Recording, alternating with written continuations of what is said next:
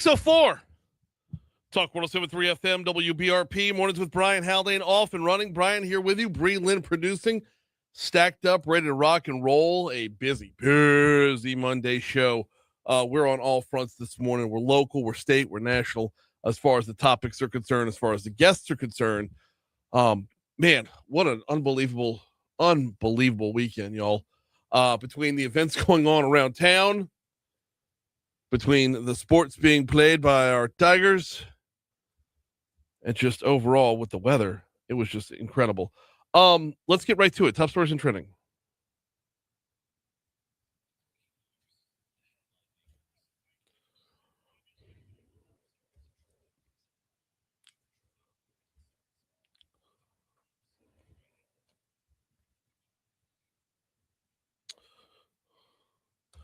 So every Monday we do the BREC Room right here on Talk 107.3 FM, Monday 8:30 till 9.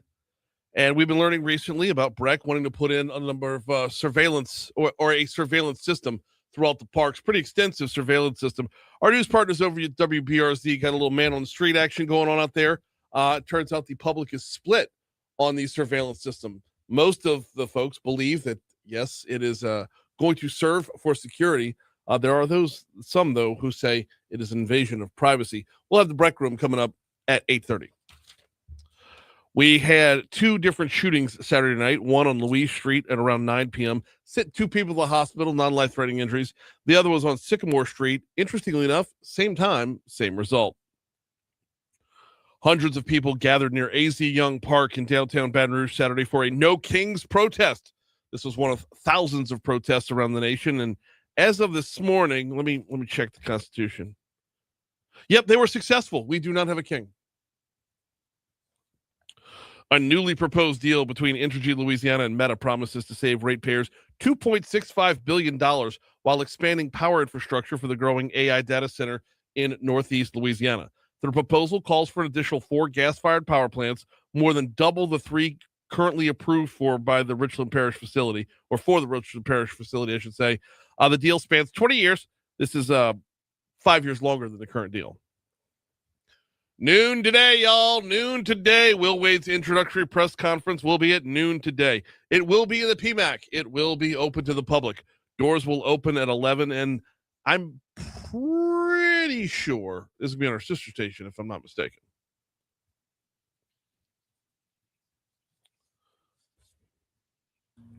What you got, Breland? Pakistan's foreign minister said Sunday that his country would soon host talks between the U.S. and Iran in hopes of ending the 1-month conflict, though he was short on details or specifics. Like when, where, who, direct, indirect? Right. Like serving brunch?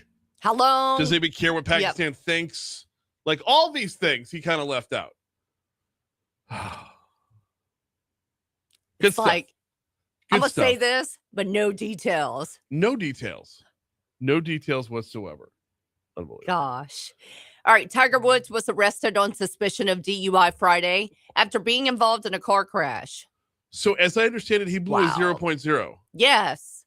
He blew a 0.0, but yet still suspected of DUI. And the way he got out, the way he was talking. Oh, yeah, I understand all that. What's the point of blowing if they doesn't get you out of anything? And Tiger... driver is not just a golf club, my man. Get you one.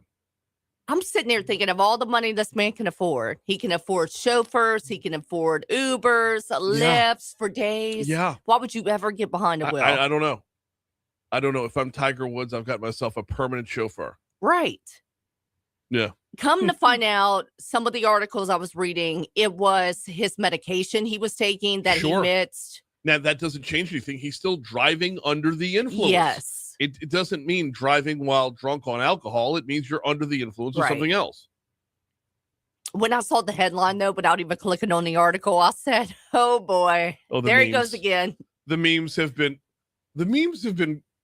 People are wearing T-shirts with his face on it. Well, is it from this accident or the last one? The last one. Or the one before? Probably. Who knows at this point?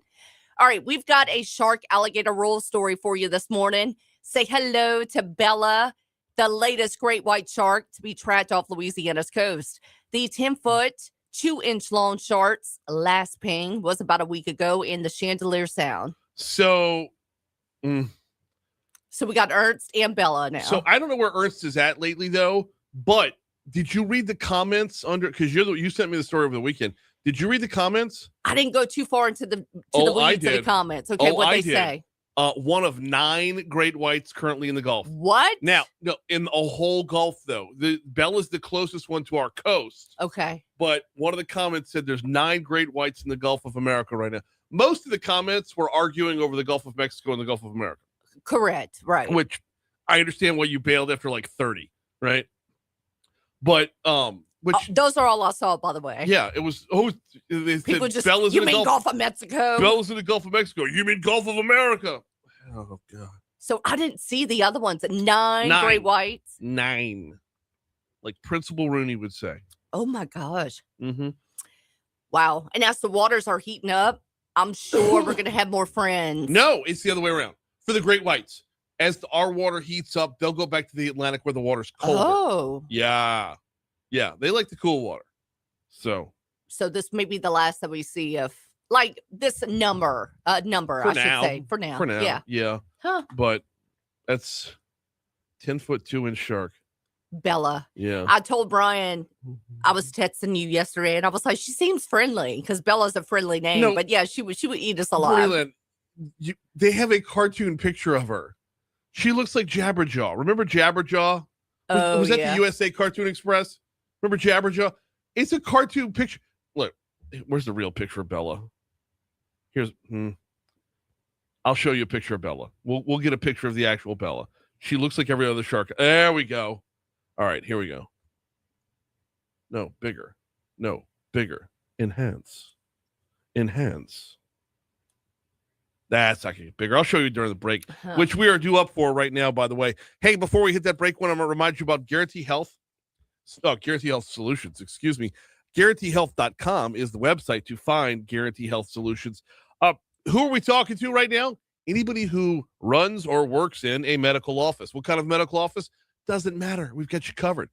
Whether you talk about, your general practitioner's office, whether you talk about a dentist's office, whether you talk about an urgent care, Guarantee Health Solutions has got you covered. Bridging the gap between healthcare and hospitality. When I tell you it starts with the hospitality, it starts with the hospitality. That's where this whole thing was birthed. Now, they've got a great 4-pillar system built out to make sure that you are building upon your current business by taking care of, and I mean taking care of, your current clientele. Now, from there, what are you doing to sell it? What are you doing to replicate it? What are you doing to catch lightning in a bottle when it comes to making your bedside manner known, when it comes to everything like a Yelp or a Google rating, to making sure your marketing is complete? Learn more by calling 225-290-7534, 225-290-7534, or just check out more at GuaranteeHealth.com.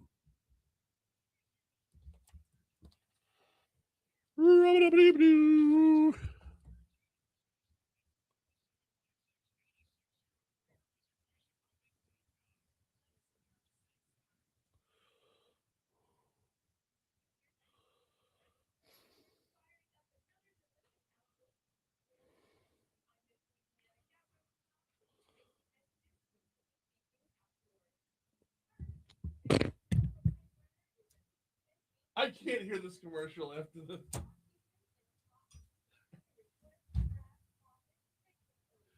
After the you weren't there, the LABI Awards. Kill the mics.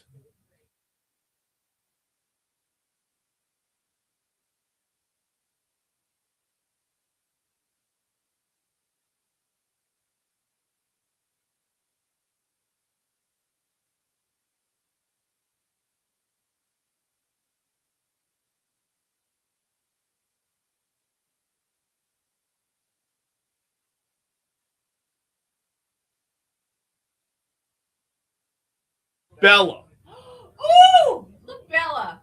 Yeah, not friendly. Not friendly. Bella.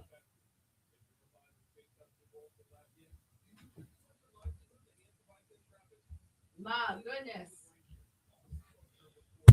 Where's Christy at? Is Christy in here yet this morning? Christy, where are you? So I texted good morning, but here's the thing is my Uber got there super fast this morning, so I need you to make sure I unplug the iron.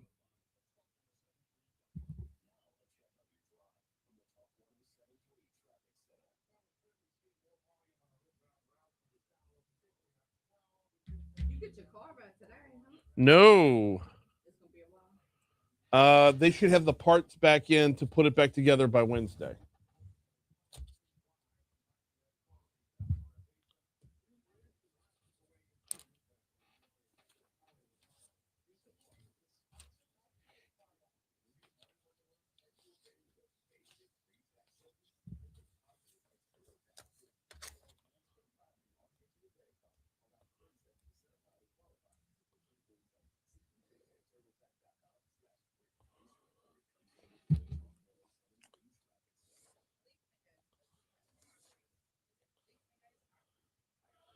Huh.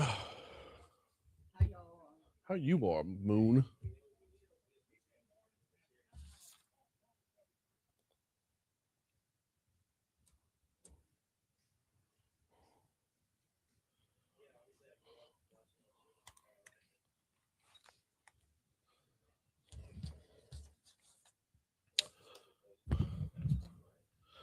.616 Talk 107.3 FM WBRP mornings with Brian Haldane rolling right along. How about it?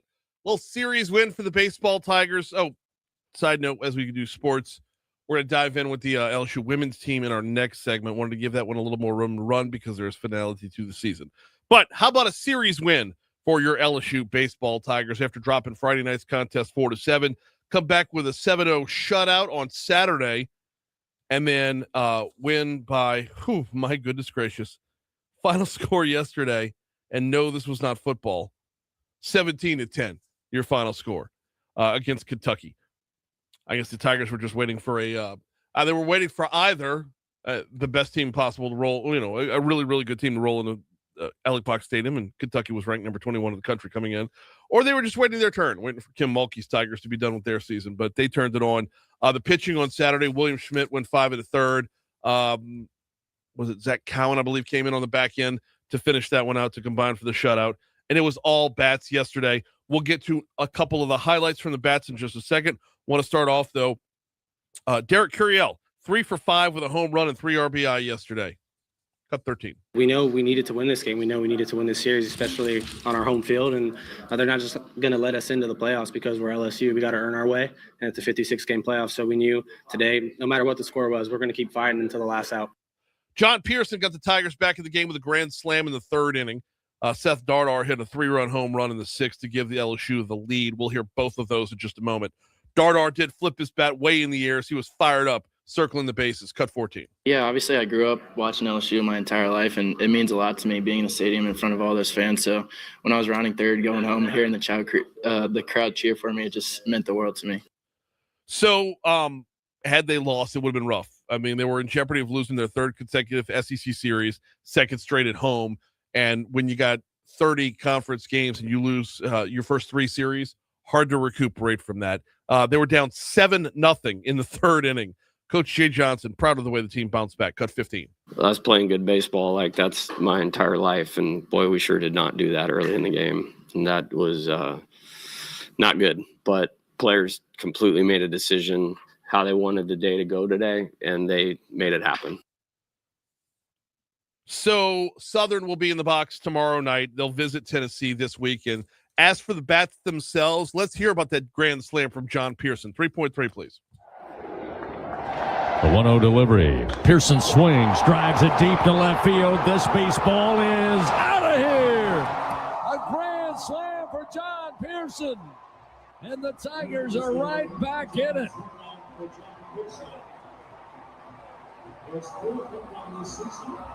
Talk about bringing the box alive. John Pearson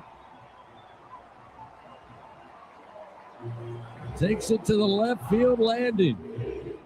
It's 7-5 Kentucky, and we got a ball game. Yes, that's what this crowd needed. Yes, we did have a ball game. Now, that put the Tigers back in it later on. 3-run bomb by who was it? Hit the 3-run bomb. I just said it a moment ago. It was Seth Dardar leaves the yard with the bat flip. York down at second, Milam at first base with 2 down. Here's the 0-1. And Dardar blasts this one towards the diamond deck and right. Forget about it. A 3-run bomb for Seth Dardar. Have a weekend, young man. Oh, and did he ever have a weekend? It's 6:20. Here's the Fox Business Report.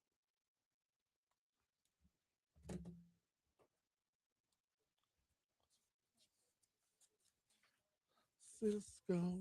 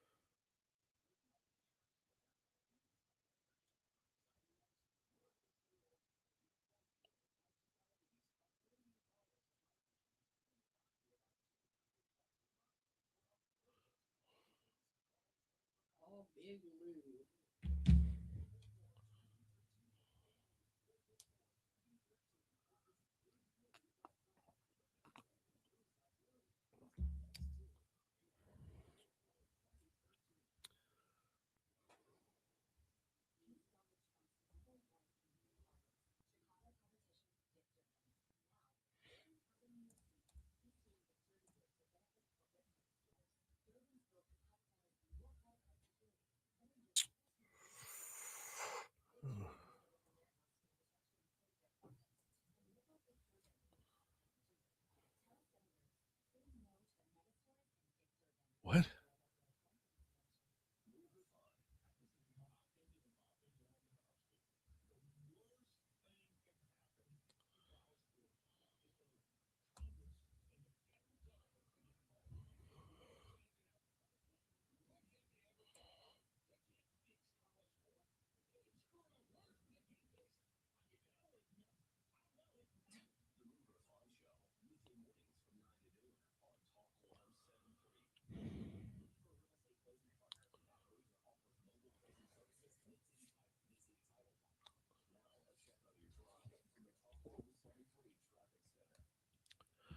All right, heading back to the traffic center, take a look at things as they as we start off our Monday morning. You are going to find, let's start off on 12 westbound. We'll back it up to Denham Springs. You got your normal congestion back there, or your normal volume, I should say, as you approach Range Avenue and as you get through Range Avenue. Now, it does clear up before you get to the Amite River Bridge.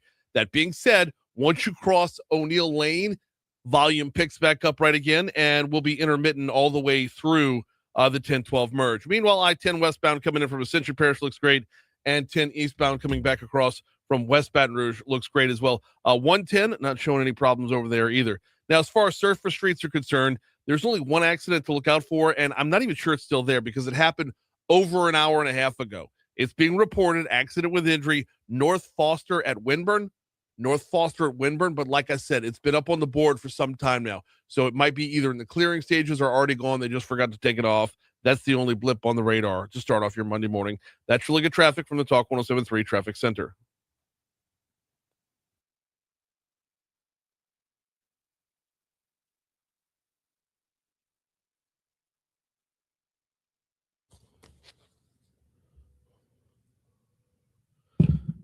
.623 Talk 107.3 FM, WBRP, Mornings with Brian Haldane, rolling right along. Coming up in our next segment, Kent Strang. He is with Americans for Prosperity. We're going to talk about the economy on a national level. Looking forward to this. Kent recently penned an op-ed that we want to follow up on. Also on the show, we're going to talk tipping culture in our Moral Dilemma Monday. Whose job is it to make sure that that is followed through on? There's often a push it feels like we're pushing in multiple directions when it comes to tipping, right? on the one hand, you always hear the folks that say, just pay them more and reduce tipping. And then on the other hand, every time you turn around, there's another iPad screen in front of you looking to add 15 to 20% for absolutely nothing. Oh, Brie Lynn is shaking her head Absolutely voraciously. You're about to light up on this one, aren't you? Hair I might appointments, step back coffee. today. The whole 9 yards. No, even coffee. You had somebody do something to make you coffee, right? Right. Yeah. No, it's been so ridiculous. Or wait for it at a restaurant where they give you a napkin after you use the bathroom and they're awkwardly standing there. I'm like, right. All you did was hand me a napkin. Yeah. Anyway. Don't need any of that. So, we're going to get into tipping culture in our Moral Dilemma Monday. Our Lady of the Lake will stop by for Medical Monday. We are talking centralized sales tax collection with Will Green at 7:35. Will, of course, the president and CEO of the Louisiana Association of Business and Industry. I am super duper looking forward to this conversation. I know, centralized sales tax collection. How does that blow your skirt up? Trust me, this is going to be fire. Also, it is Coastal Day out of the state capitol. Lauren Bourg from Restore the Mississippi River Delta going to join us at 8:05 to talk about a recent survey they did. As a populace, what are we looking for when it comes to protecting our coast?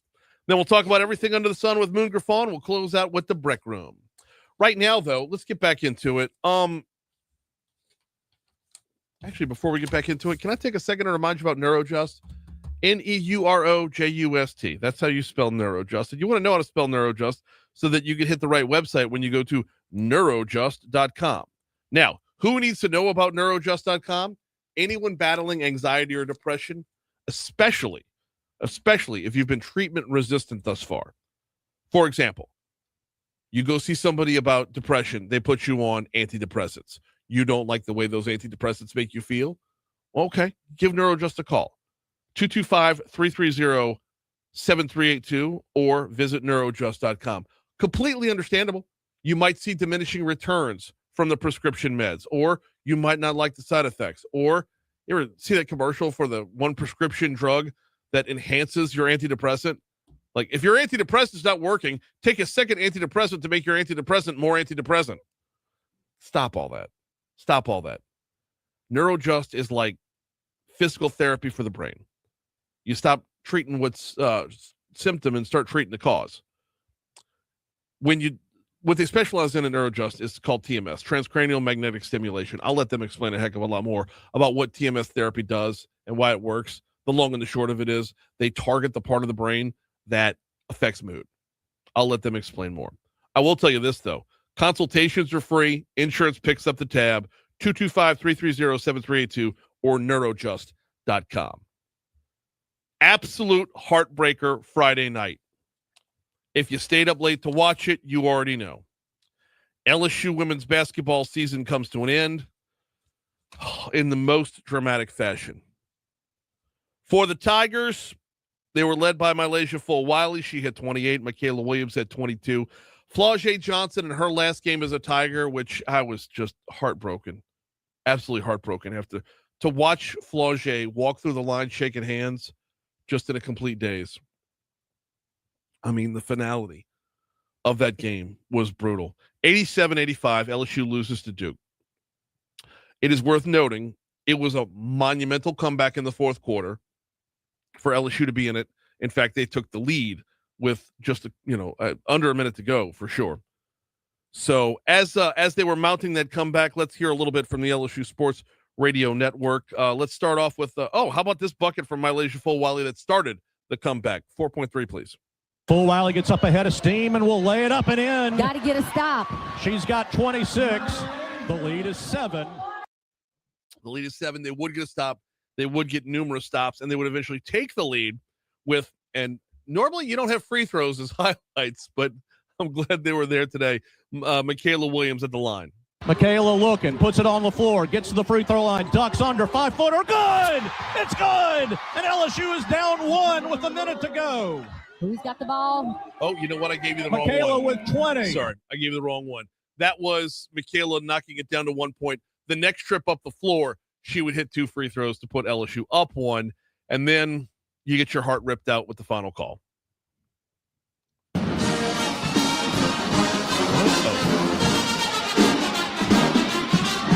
Now, Mayer had an open look, but She hadn't been shooting from the corner. Yeah. She missed it, but you couldn't get the rebound. He How many started this times way have we early. said it tonight? Just grab the ball and force them to foul us.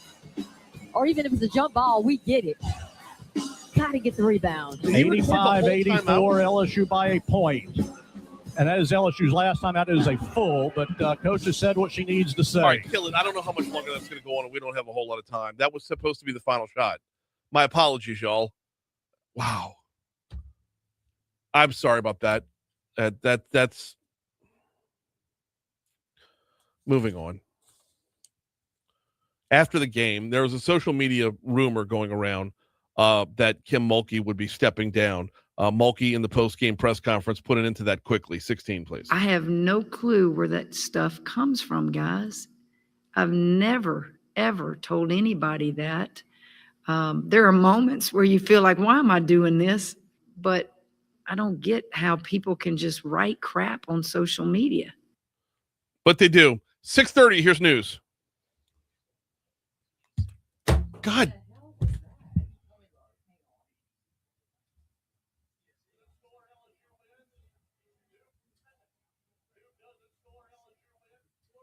Halfway through the damn call.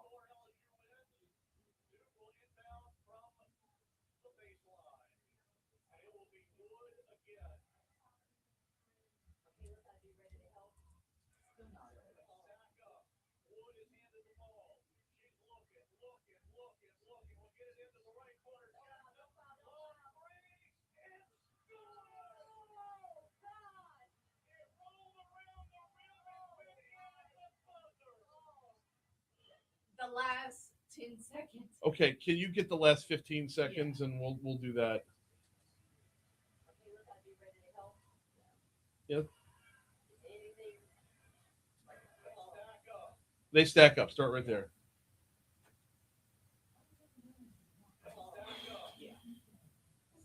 A whole minute, 15 seconds. Talk 107.3. Yes, absolutely. We'll come to you in about 3 minutes, okay? Okay. I feel like replying all and embarrassing him in front of all the news people that this gets sent out to. He uploads his own stuff, or he has a producer? Or maybe I'll just put it in the chat. But Say we need, if it's called final call. well, I'm just going to say the entirety of a timeout does not constitute a highlight.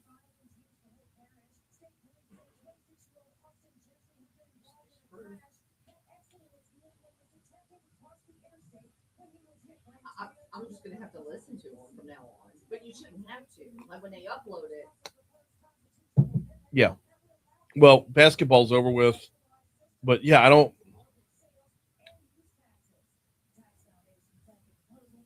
But for all I know. So I need to do a better job of seeing who sent the highlights. Well, Like the baseball highlights, that was Alondra. Super tight, you got all the action, right? Yeah. This was James, and he's a moron.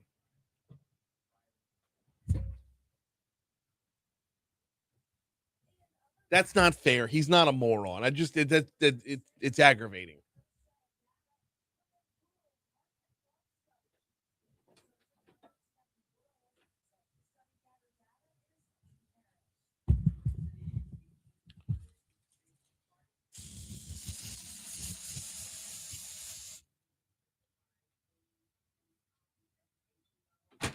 Like the coffee on this thing is getting worse, and I don't think it's me. I wonder if our coffee should go because our coffee don't taste right. This morning? Just in general. Like I find the grounds and the little thing, it don't taste right.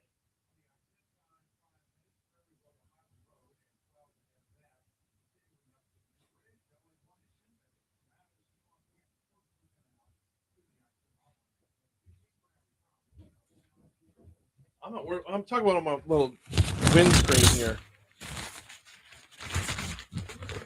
There's like coffee spittle all over it, and I'm sure some of it's me. You know.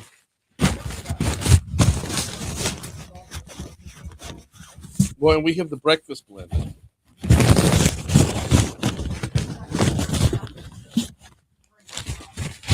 Cafe Special. And honestly, I like the gray one the best. I can get Paul to swap this out. That's gross.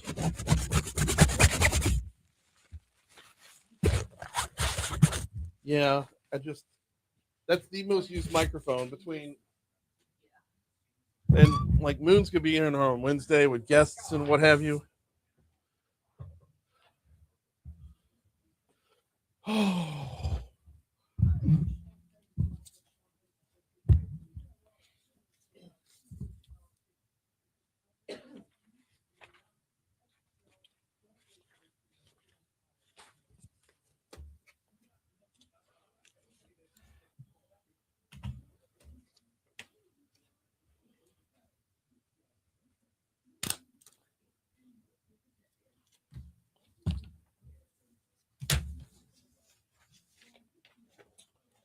Where's my Kent Strang stuff? There it is.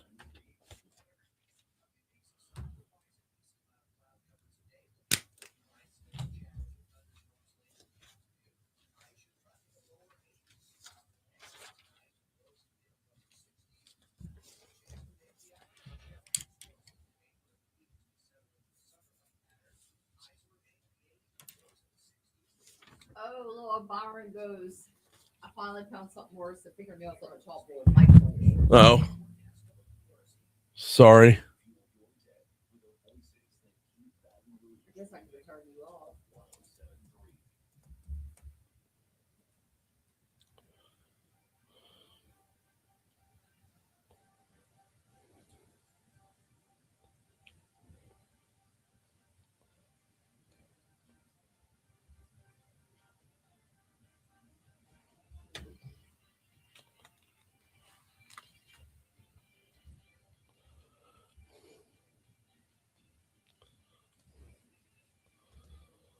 .636 Talk 107.3 FM WBRP mornings with Brian Haldane rolling right along. We got Kent Strang waiting for us, but we're going to keep him on hold for just another quick second so we can actually get to the meat of what we were trying to do.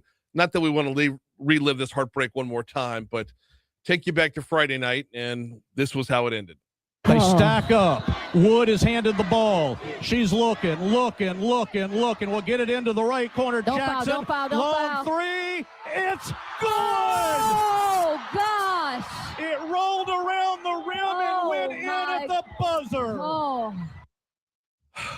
Yeah, I know. Heartbreaking. But it was a late night Friday night, and LSU's season does come to a close in the Sweet 16 by the narrowest of margins.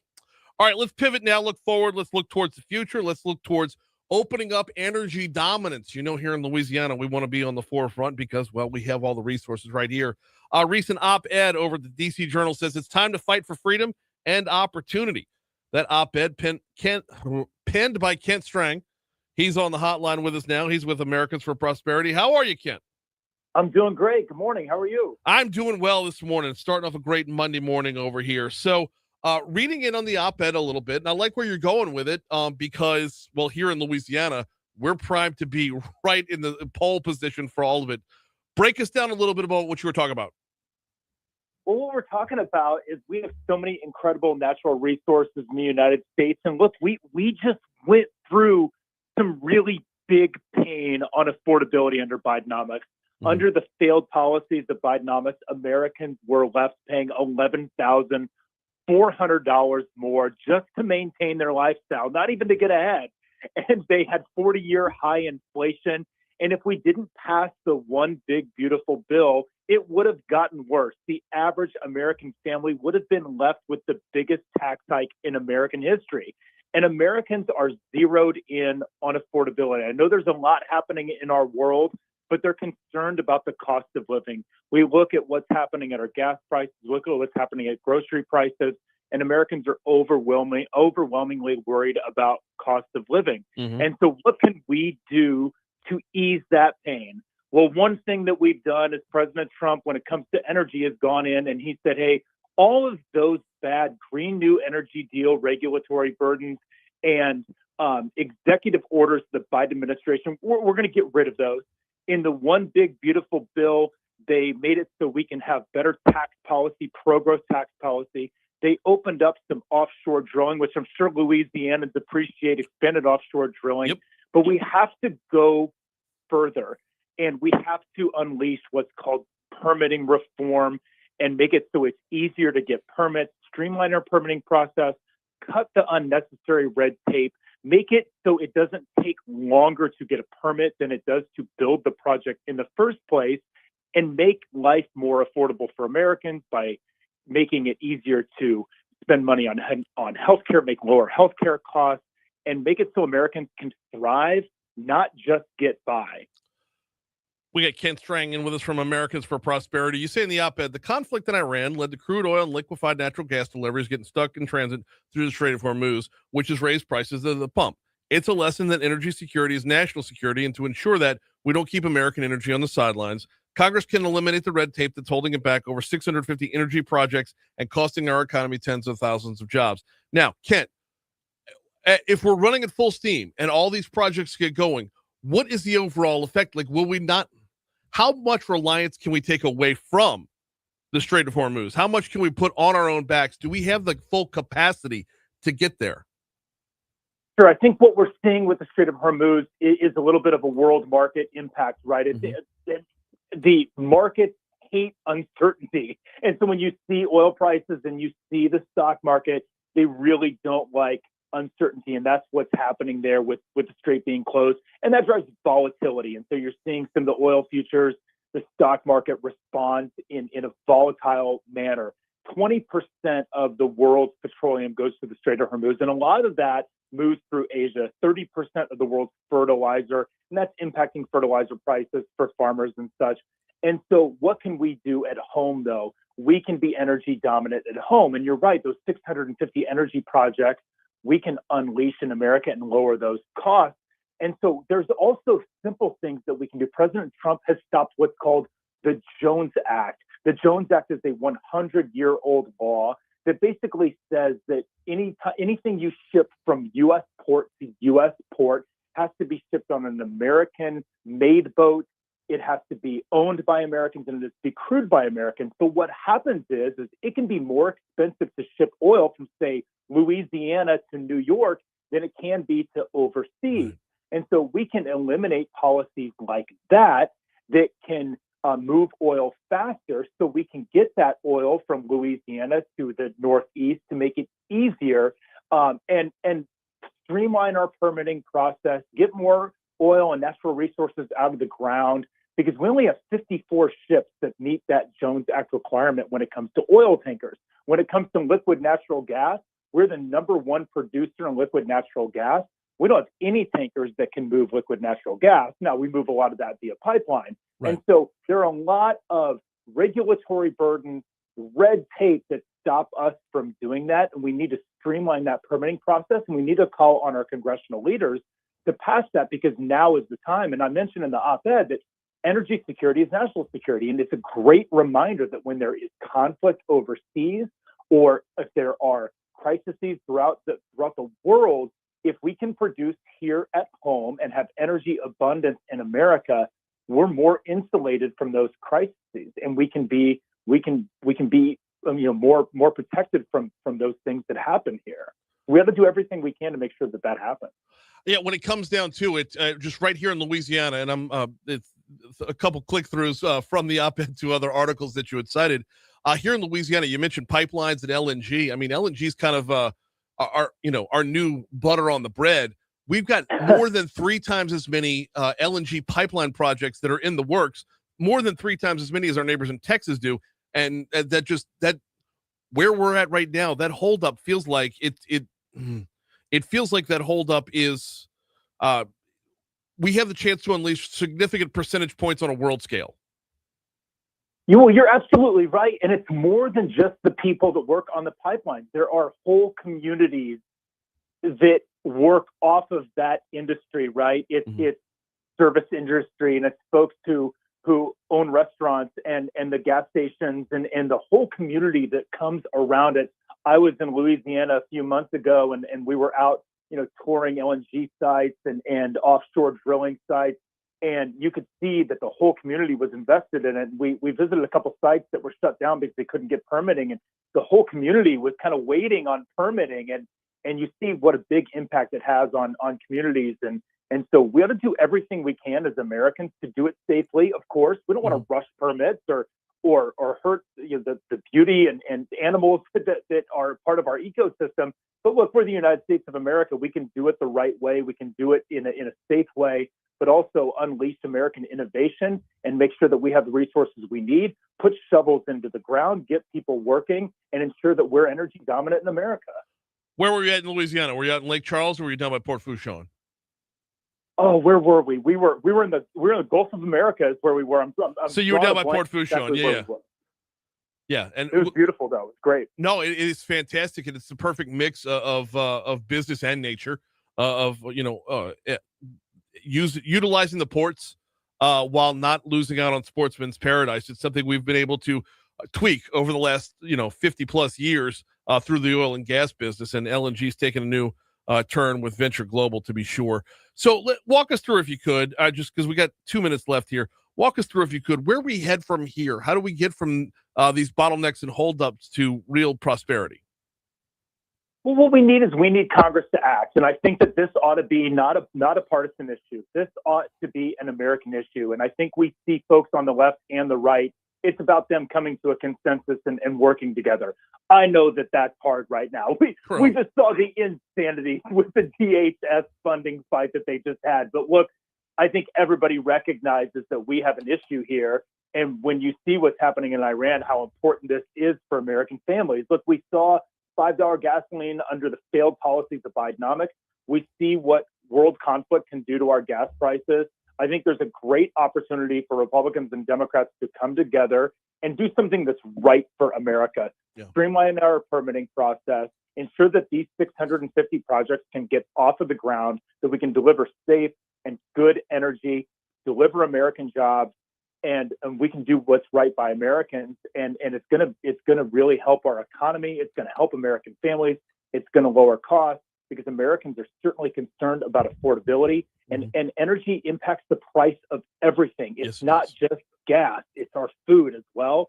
So let's win one for the American people and push this across the finish line. He is Ken Strang, Managing Director of Americans for Prosperity. And all the while, the clock is ticking because it's a midterm election year. And we're not counting down in November. We're counting down to close primaries as well. That word affordability has got to come up a lot more. Kent, we appreciate a couple minutes of your time.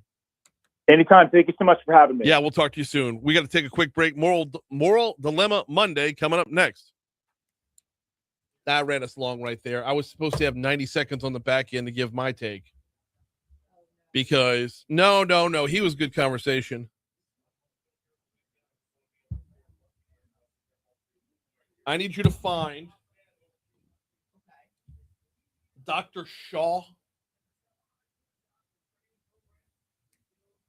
sports medicine. That's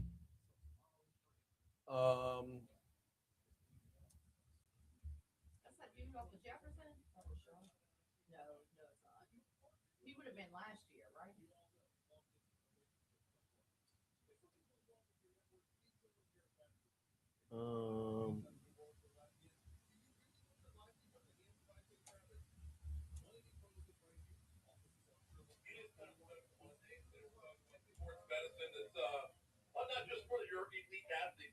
From December? That's it? Yeah, listen to it, though. Make sure there's no, Christmas time stuff.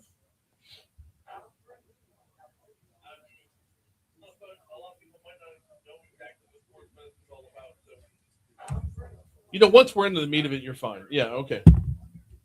Got it. Good to go. Yay, I just bought 15 minutes of downtime. What happened?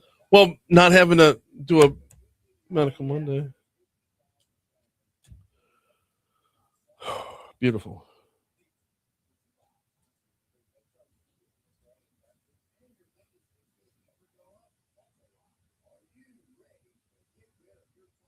Are you ready?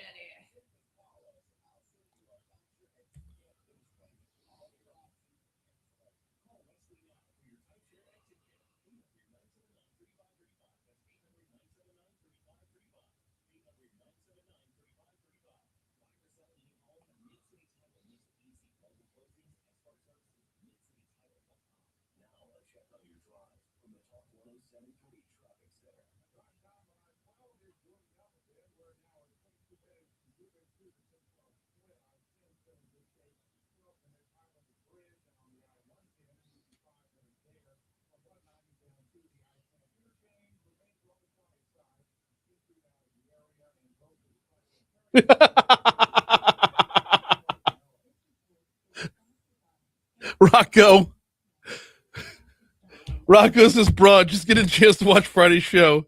Quote, when I was growing up, I went to a barber who wore a ball cap. Might be your funniest line ever. I said that during the show on Friday.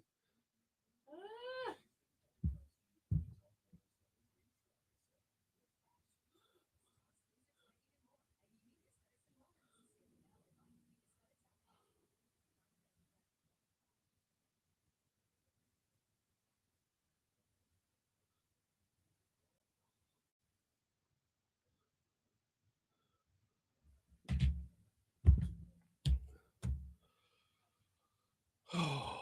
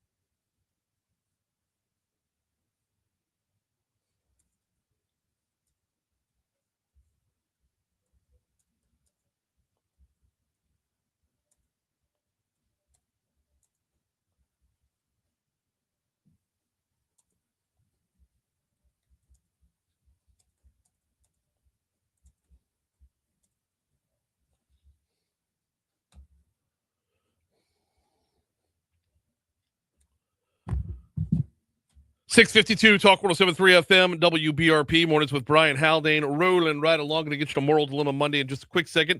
Do need to remind you about Industry Makes, industrymakes.org. As you see business, talk about that last segment, right? Where we're talking with Ken Strang from Americans for Prosperity about unleashing Louisiana's potential when it comes to the energy sector. Well, every step along the way, there's going to be protests out there. Every time we try to move the needle on American energy, which, by the way, we do it cleaner than the rest of the world.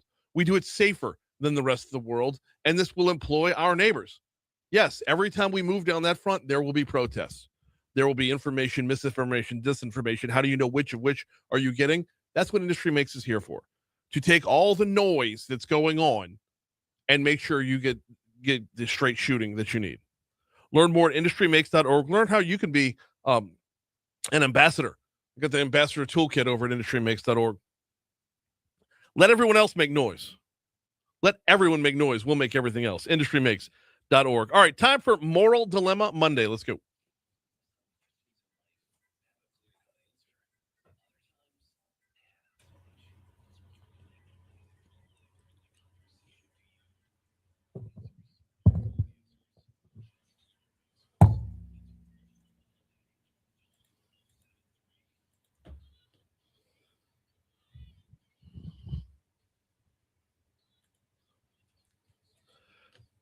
It is time for Moral Dilemma Monday.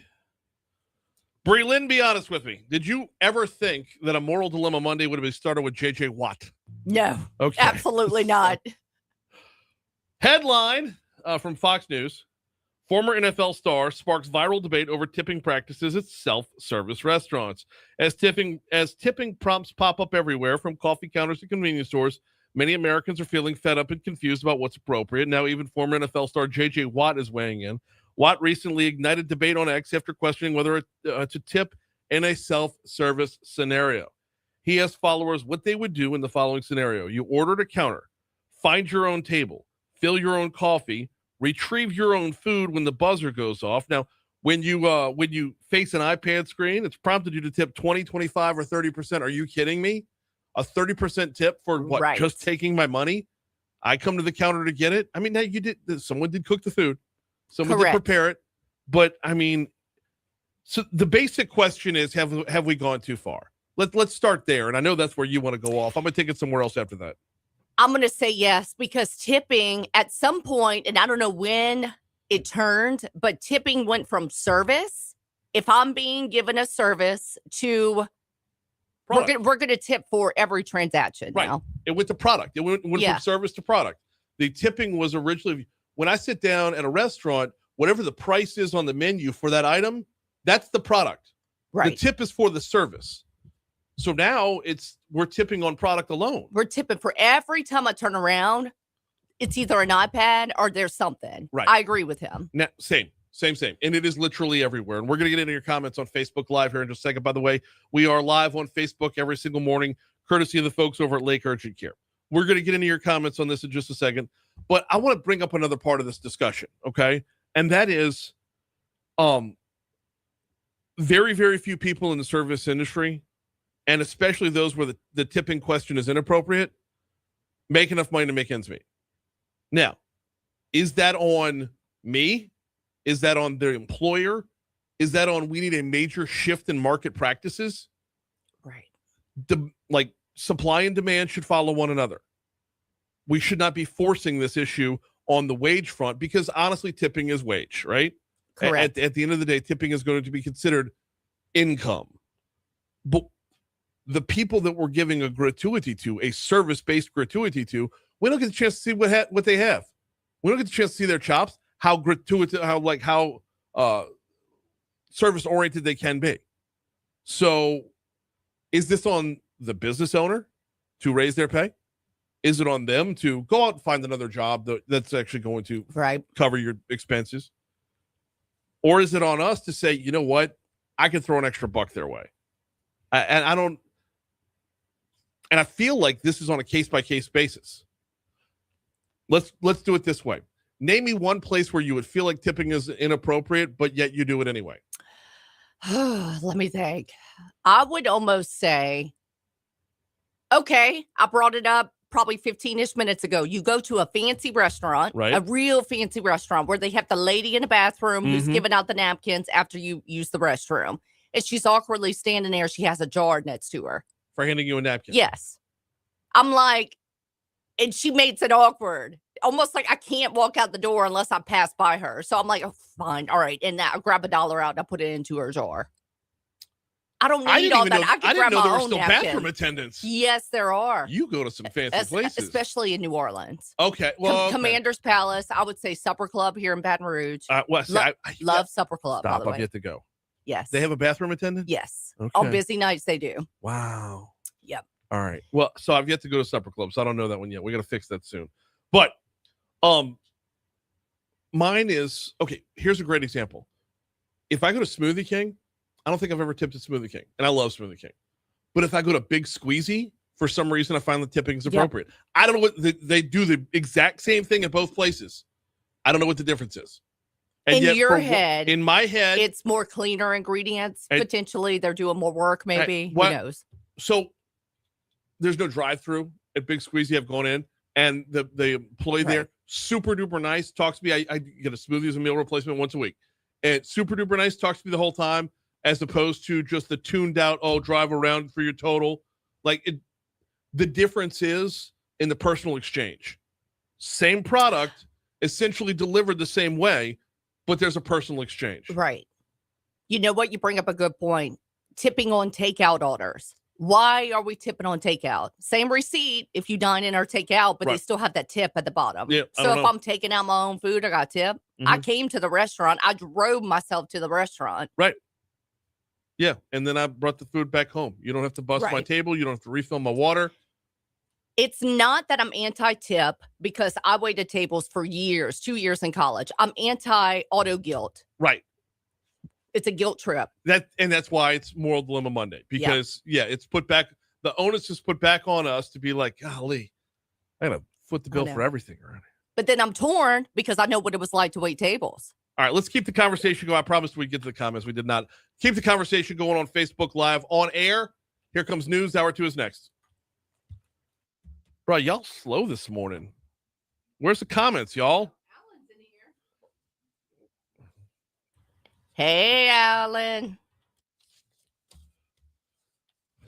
Now, if we had 3 more minutes in that segment, here's where I was going to go. The tipping isn't the only thing for me. It's the damn donations. That's a whole nother layer to it.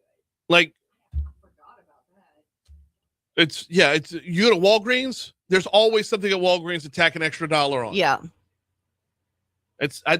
Can we not just have a simple transaction? I buy my groceries, I check out. I don't need this. I don't need to be told, do you want to save children? Yeah. No, I don't. There's too many of them. Brian, you heartless. Exactly. But it's that little needling puts people over the edge to where, they get heartless. And then they give you that spill, and then the person's looking at you. Right. And you would feel like the world's biggest asshole. Right. And I'm like, you're not getting a cut on the back end. Mr. Cashier, you're not getting a cut on the back end. What's your take on this shakedown? And then there's people behind you. Okay, imagine you're sitting there. You're like, no, I'm good. Everybody's judging you now in the line. Well, so you really want to turn the table? Would you like to round up your total to save children? What children? What children? All right. I do feel bad about tipping at a place like Brewbacher's, Izzo's. I usually leave 10%. Okay, so those are, okay, Izzo's is a great example of you're somewhere in the middle, okay? Because you're watching someone respond to you directly to put what you want on your plate. That is service. However, if a waiter comes out and takes your order, they're bringing that order back and they're doing the same damn thing behind the scenes. But because it's face-to-face, I'm going to throw in 10%. Always do. And then I go make my own damn drink. Tipping should be a privilege, not forced on you. Okay, but so following up on that, Alan, if you are at a restaurant where someone makes $2 an hour and they live on the tips alone, does that skew where you're at? And it's an open and honest question.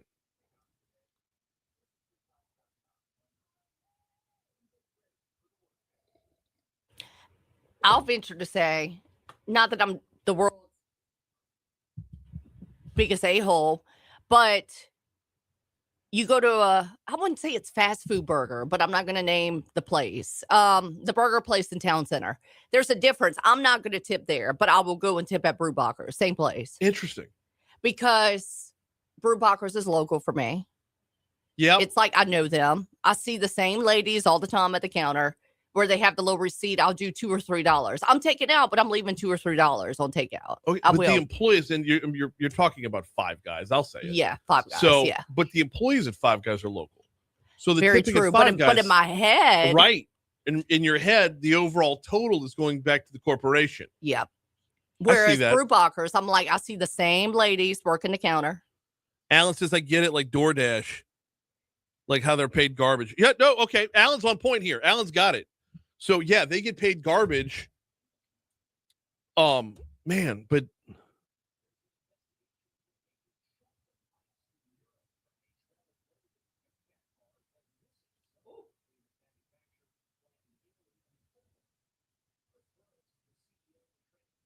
did we miss the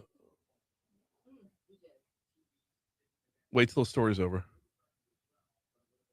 I like that story though.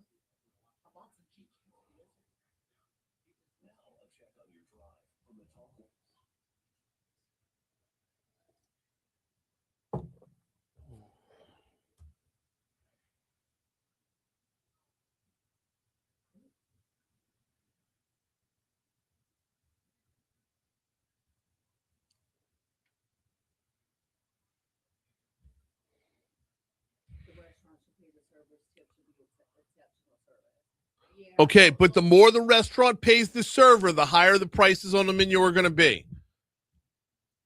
So there are some countries that they got away with. A lot of them. A lot of them. A lot of the countries. And And by the way, if anybody tries to feed you the load of BS that tipping is based off of slave culture, call them a liar to their face. Oh, I have. Yeah. And tipping is a way that Americans who once slaves were free, it was a way around paying blacks. And it's such a load of BS. Because tipping wasn't invented in America. But somehow when it was adopted in America, it became, like so many other things, it happened all over the world, but when it's here, it's racist. Assholes. Oh, hey, look, my bracket.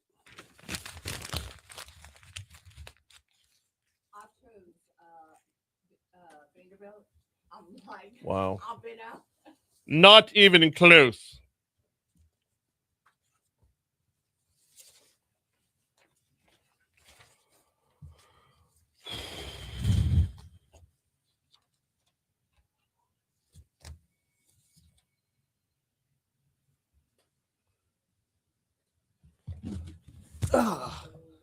This chair makes me slouch. At least it don't make you go. Well, that's true. I'm the only one that knows how to manage the wheels. 706 Talk 107.3 FM WBRP Mornings with Brian Haldane, rolling right along. Hour 2 coming your way right now. Brian here with you, Bree Lynn producing. Fantastic first hour right there. Thanks again to Ken Strang. God, we only scratched the service. Ken Strang from Americans for Prosperity, talking about unlocking energy dominance, but also talking about if affordability is the buzzword of the 2026 election year, what are we doing? If affordability is the word that is going to be on the minds of voters, tell me how a conflict in Iran makes my life more affordable. Tell me how ICE rounding up Mexicans makes my life more affordable. I understand prioritizing those two things, but if you want to tell me my life is going to be more affordable, why are the priorities the way they are? And we didn't even get into that part of the whole discussion. We have to get him back on. This hour, we'll have Medical Monday. This hour, get ready for it. Stretch your hammies if you need to. Will Green from LABI is going to be on with us. We're talking centralized sales tax collection. That's a lot hotter than you think it is. But we'll get to that later. Right now, top stories and trending.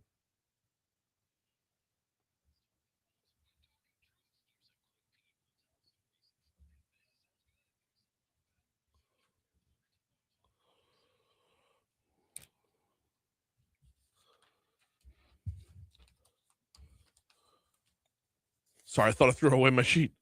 We had 2 different shootings Saturday night.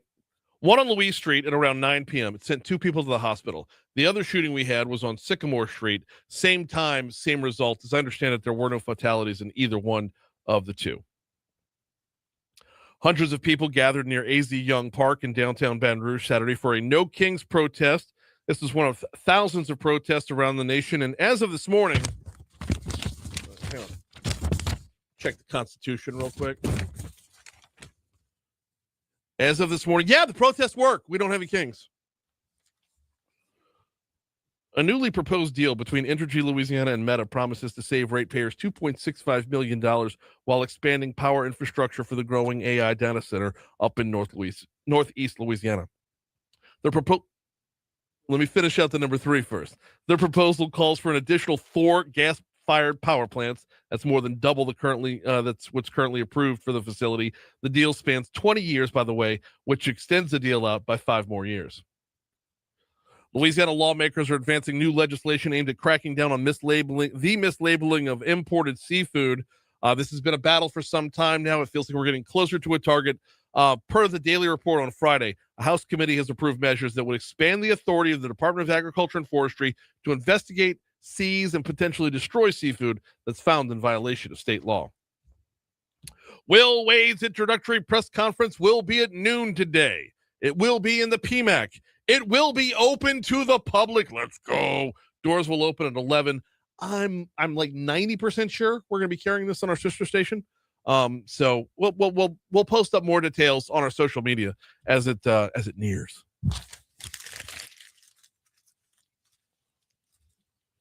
What you got, Breland?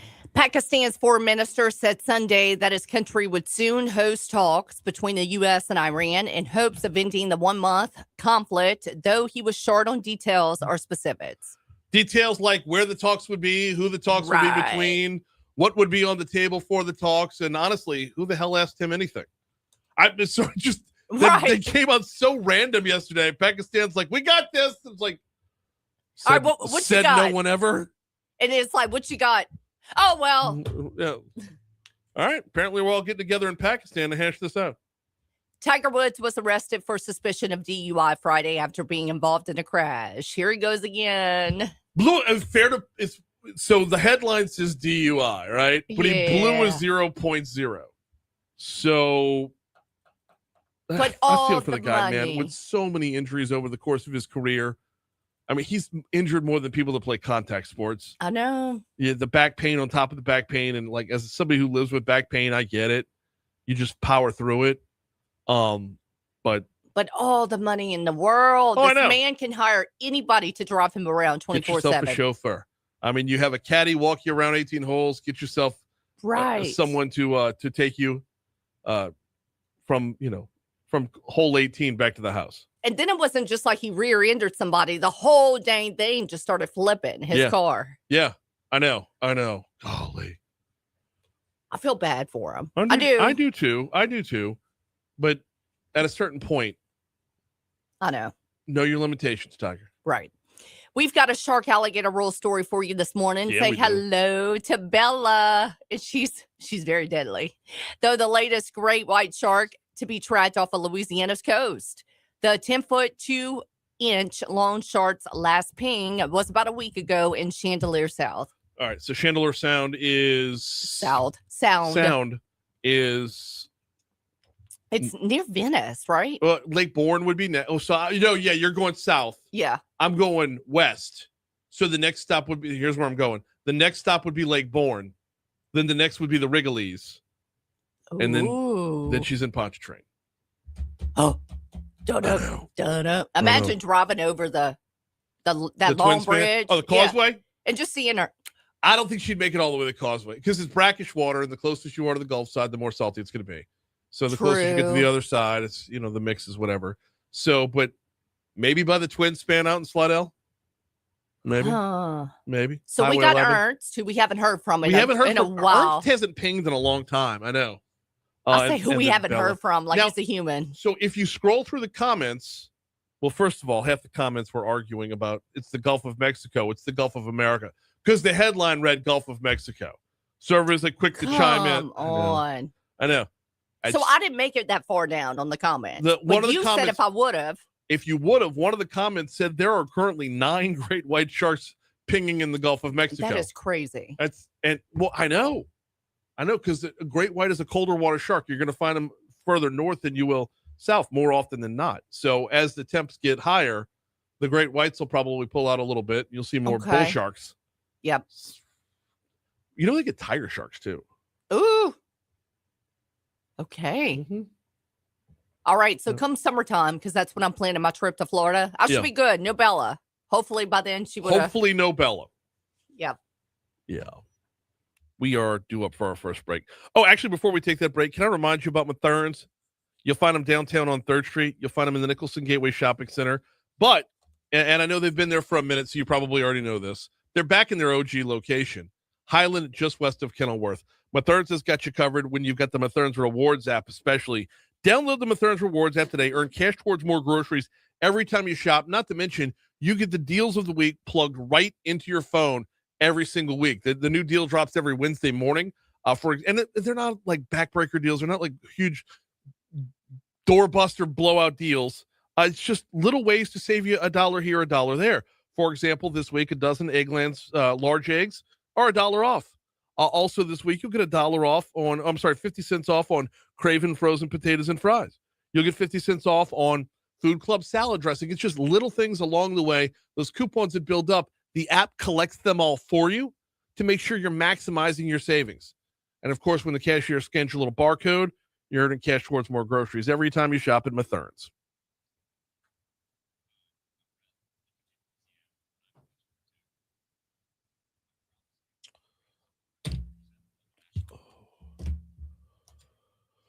Woo!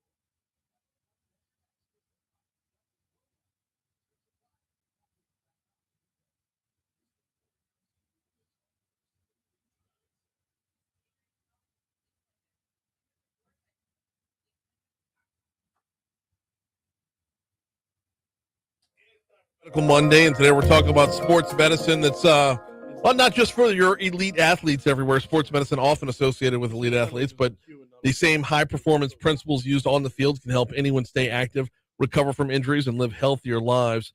Today on Medical Monday, we're talking with Dr. Vincent Shaw, who's on board right now. Dr. Shaw, how are you?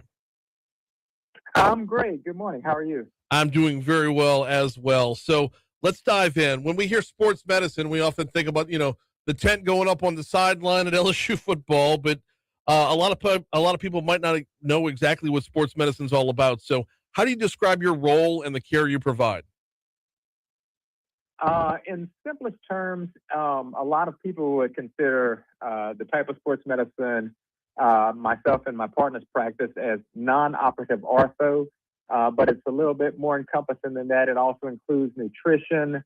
It includes some segments of rehab, as well as exercise prescription and lifestyle planning. Okay, that's a lot to dive in on right there. I tell you what, before we dive in on any of those, you do also care for LSU student athletes. So what kind of injuries or conditions do you commonly see among athletes? Oh, it's a lot of musculoskeletal complaints, but we also have a lot of concussions. We also deal with behavioral health as well of our athletes. And so it's all encompassing for the athletes. So a lot of times it's more of those chronic muscular complaints that they have, those injuries that can kind of be nagging that doesn't necessarily need surgery, but needs some tender loving care. How do we know, stepping away from the student athlete? Because, I mean, obviously if it's somebody who's, either on scholarship to perform on the field or as a professional athlete, obviously they want to get everything taken care of. But step outside of the student athlete world and just go to to those of us who are out there who might have those nagging injuries. How do we know when's the right time to cross that threshold and actually call somebody about it? Gotcha. So what we kind of sometimes refer to as the weekend warrior, like ourselves, those injuries that are sort of nagging more than what you can do at home, more than the ibuprofen, the icing, taking some time off. If they're there for a week to 2 weeks and they don't seem to be getting any better, that's time when you should start referring to a sports medicine physician to try and see what's going on, to try and get those ailments corrected so that you can return to your level of activity. We're talking with Dr. Vincent Shaw about sports medicine overall. Let's talk about treatment strategies and some of the training approaches used with LSU athletes and actually how they trickle down to the rest of us. Right. So some of the same modalities that we use on our elite athletes are the same modalities that we use, or treatments that we use on everyday or weekend warriors. Those same rehab protocols, if you hurt your knee, you hurt your back, those same exercises that we use on the athletes are the same exercises we use.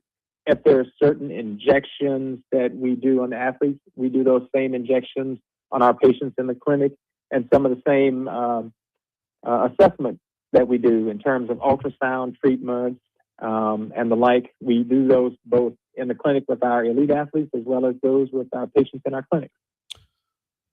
Dr. Shaw, I want to talk about, if we could, when we talk about sports medicine being just for athletes, what does it take to cross that threshold to let everyone know that, we all have a skeleton, we all have muscles, we all have ailments as a result of those. What does it take to translate sports medicine to the everyday person? So for the everyday person, again, you hit it right on the head. Everyone has the same basic makeup as an elite athlete. It's just they train at a higher level, whereas we are at home picking up boxes, moving things around for the holidays. You may get an ache or a pain in the back. The same ache and pain that you have is what those athletes have. And so because you have those aches and pains, that's the times that you need to come and see a sports medicine physician, because you have the exact same makeup as that elite athlete. It's just that you're not training at that same level. Right. It's just, I think when the term sports is in there, it's, I can throw my back out with a good sneeze. So it's not really, doesn't feel very athletic at the end of the day. Let's talk a little bit about injury prevention. That's a big part of what you do. And I think this is going to go back to the nutrition end of what you do and making sure, folks are right on the front end. So let's talk about prevention. What everyday habits or techniques can help people stay active and avoid injuries? So the number one thing is for folks to remain active in terms of movement. Movement is one of the key things. A lot of us sit at a desk, at a computer, and we're essentially keyboard athletes at this point. So we've got to start thinking about posture and taking time to move during the day and stretching. So there are certain stretches that you can talk with a sports medicine physician about that you can do both at the desk and remove yourself away from the desk to remain flexible and to try to prevent those injuries from occurring, as well as when you decide to become more active, especially after the holidays, when you start making those resolutions. It's a good time to see a physician and make sure that your health is there and that you can do those activities that you're planning on doing. How important is it to have like intervals throughout the day? Because I know a lot of people, they'll go to work, they'll sit down at their desk, they'll be at their desk for a good 5 hours, they'll get up for a half-hour lunch, they'll sit back down for another 4 or 5 hours, then they'll hit the gym on the way home, and that 45 minutes of the gym doesn't counter everything else throughout the day. How important is it to make sure you have regular intervals where you're just up and moving? So it's extremely important because if you're sitting in that desk all day and you're not moving and you're not breaking up that cycle where the body is having a tendency to become more tense and in a position that it's not should normally be in, you need to break that up. And those intervals are cumulative. So if you break it up into a couple of 5-10 minute intervals throughout the day, all of that is actually cumulative in terms of movement and the ability to remain healthy. So intervals are very important throughout the day, and it doesn't have to be a long interval. Something as quick as a 2 to 5 minute walk around the office can break up a whole lot of the problems that begin with sitting for a prolonged period. We got Dr. Vincent Shaw on with us. This is Medical Monday, presented by the folks over at Our Lady of the Lake. Great partnership that we have with Our Lady of the Lake, as they have the same partnership with LSU, taking care of a number of the best athletes around, and that translates all the way down to us. Dr. Shaw, I want to revisit that part about nutrition that you mentioned. You mentioned nutrition, you mentioned meal planning. How does that play into sports medicine? So with regards to sports medicine, nutrition is very important because if you don't adequately fuel the body with proper nutrition, then it's very hard for us to try to get you back to that state that you want to be in. Sort of a colloquial saying is you can't out-train a bad diet. So we can't put together a house with a bad foundation. So living in Louisiana is a little bit tough, but making some right choices throughout the day makes it a lot easier for your body to heal itself. So adequate protein, carbohydrates, and the like will actually help make sure that your body is fueled up so that if and when you have an injury, you can heal a lot faster. How does that dovetail with, the fad diets and whatnot? How does that dovetail with what we're told, if somebody wants to go after, let's just say like an Atkins or a carnivore diet, that sort of thing. How do you make sure you're still getting everything you need? So that's where we start looking at the level of activity that you have and what each of those diets entails, like the carnivore diet or the paleo diet. Those things are really sort of extreme. And the question is, are they maintainable and suitable for, your lifestyle and what you want to do? So yes, the fad diets have a place and a time, but working with a physician who's knowledgeable can make sure that you are adequately utilizing those diets and making sure that it's a complete nutritional diet that you have and is geared for your lifestyle. The flip one right there would be all those GLP-1s that we're hearing about these days, which just curb your appetite, basically. Your body does need fuel. How does that manage with, making sure you're getting enough fuel? If you can't drive cross country if you're only putting 1 gallon of gas in the tank.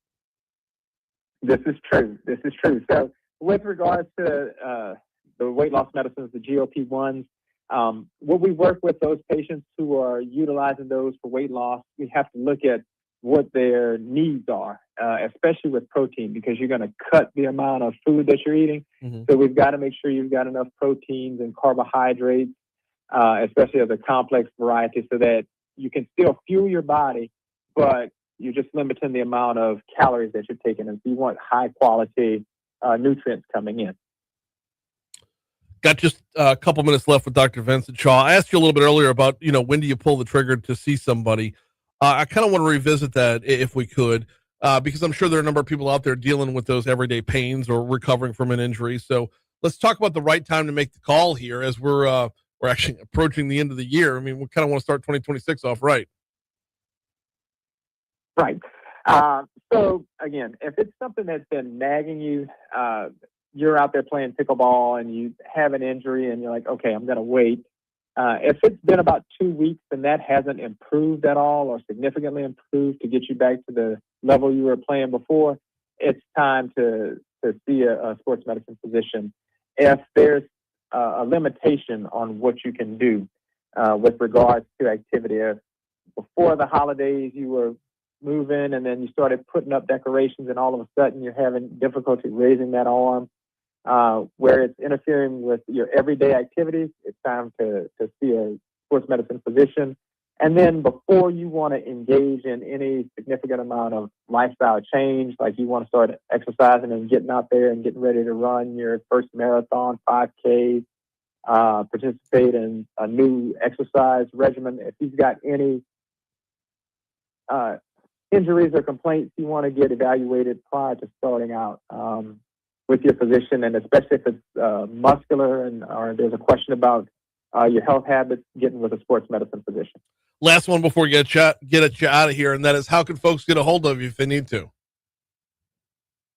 So with regards to getting a hold of me, if you go or anybody on the sports medicine team.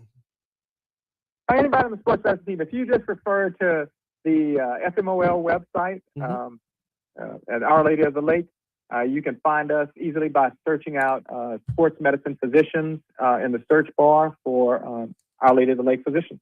He is Dr. Vincent Shaw from Our Lady of the Lake. We appreciate a couple minutes this morning. Thank you. Of course, Medical Monday brought to you every Monday by the folks over at Our Lady of the Lake. And I always forget, I need to tell you beforehand, that was a pre-recorded segment. We were not live in that. We connect with the doctors over at Our Lady of the Lake. Sometimes they're available live, but they're doctors. We work on their schedule, not mine. So that was one of those opportunities where we want the information. Doesn't necessarily have to be in real time. Before we hit news, I want to remind you about Landmark Bank, landmarkbankla.com. Been a community bank since 1897. If you visit landmarkbankla.com, you can learn a heck of a lot more. We'll start with their locations. Under the About Us tab, you can find out where they are. Go to the About Us tab. You'll see locations and hours. It's important because if they're in your community, they're a part of your community, and you're a part of theirs. You have a banker when you have Landmark Bank. You have someone that you think about, borrowing to buy a car, borrowing to buy the forever home, or maybe you're looking to map out your investing savings for retirement, or maybe it's time for your kid to get a checking account. On the business side, I don't have to tell you about the value of a community bank. If you made it through COVID, you already know how the difference that the local banks went to, the length the local banks went to get you through the PPP process to make sure your business was afloat on the back end of COVID.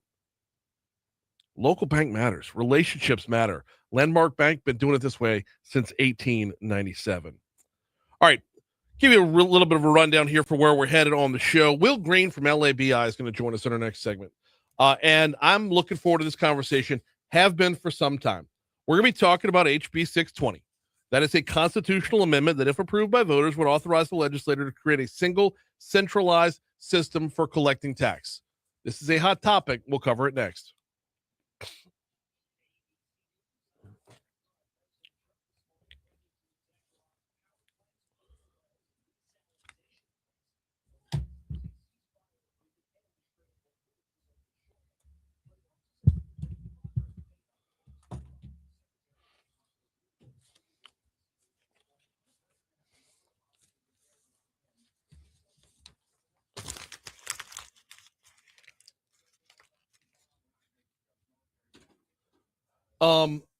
Did you grab the 3 cuts from LRN for $7.55?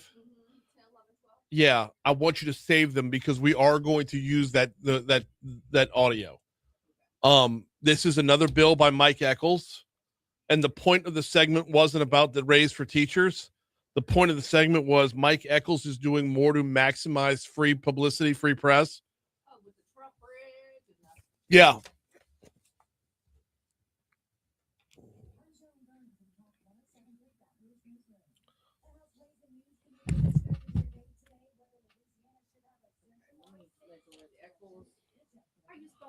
ECHOLS.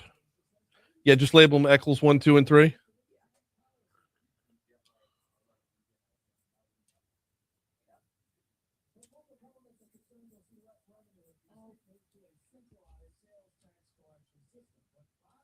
Well, they're wrong.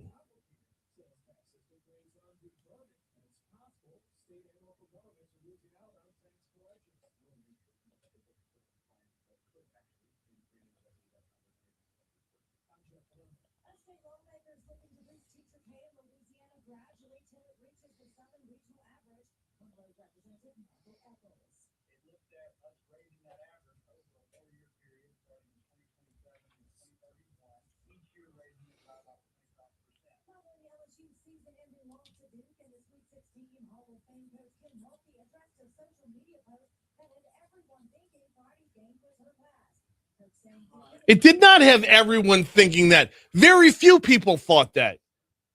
Idiots that follow idiots thought that.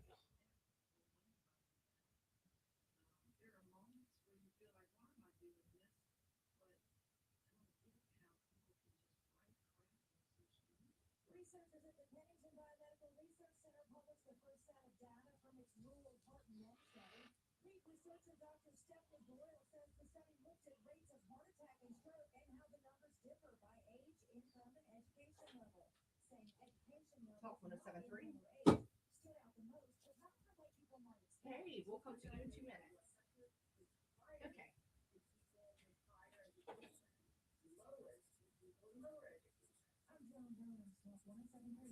Now a check on your drive from the Talk 107.3 Traffic Center. Two of our problem spots, including the I-10 trouble, eastbound upslope to the bridge, action there to move down the roadway.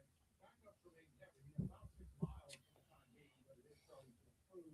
Also, LA-30, which had been closed at Industrial Drive between Dallas and Geisberg, they are allowing traffic to alternate directions through one lane of traffic. So one lane open, but it is now passable both ways. Only 3251 still blocked up by Strang. This report is sponsored by Capital One. Earn unlimited double miles on every purchase with the Capital One Venture X business card. Big purchasing power means you can spend more and earn more. The Capital One Venture X business card. What's in your wallet? Terms apply. Visit CapitalOne.com for details. This report comes to you from the Talk 107.3 Traffic Center. Leak Windows, locally owned and operated. Visit leakwindows.com. Okay, we are running a car drive right now to help veterans all across America. So if you have an old car, truck, or van, either motorcycle or RV, Ba-da-ba-da-ba. Ba-ba-ba-ba-da-ba-da-ba. Ba-ba-ba-ba-da-ba-da-ba.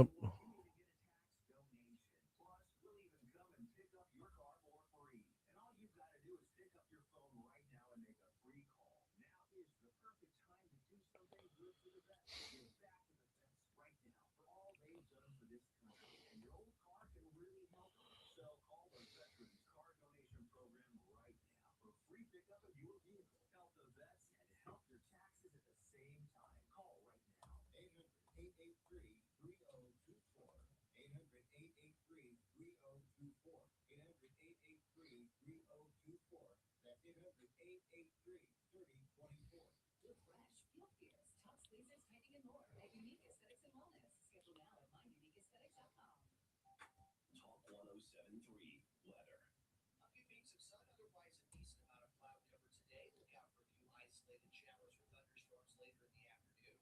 Highs should run in the lower 80s. Clouds will hang on tonight with lows in the mid to upper 60s.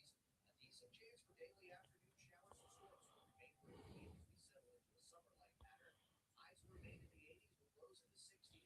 The unsettled weather could continue into the Easter holiday weekend.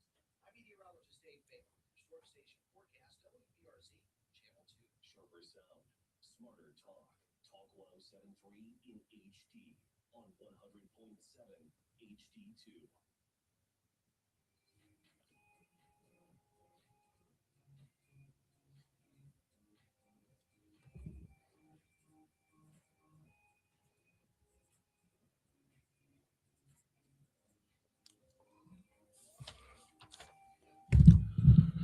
736, Talk 107.3 FM, WBRP, mornings with Brian Haldane, rolling right along.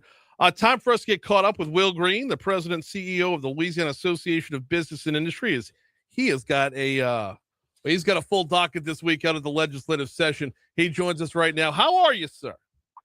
Brian, good morning, man. I'm doing great. How are you? I'm doing very well on this end as well. Hey, before we get into the hot topic it's a hot topic for me at least, or it's one of my soapboxes to be sure. Give me the recap on the first couple weeks, man. How's the session been going from y'all's end? Yeah, look, I think it's been really a lot accomplished in the first couple of weeks, really around workforce, right, and cradle to career pathways, which as we talked about, Brian, with billions of dollars in announced projects coming to Louisiana.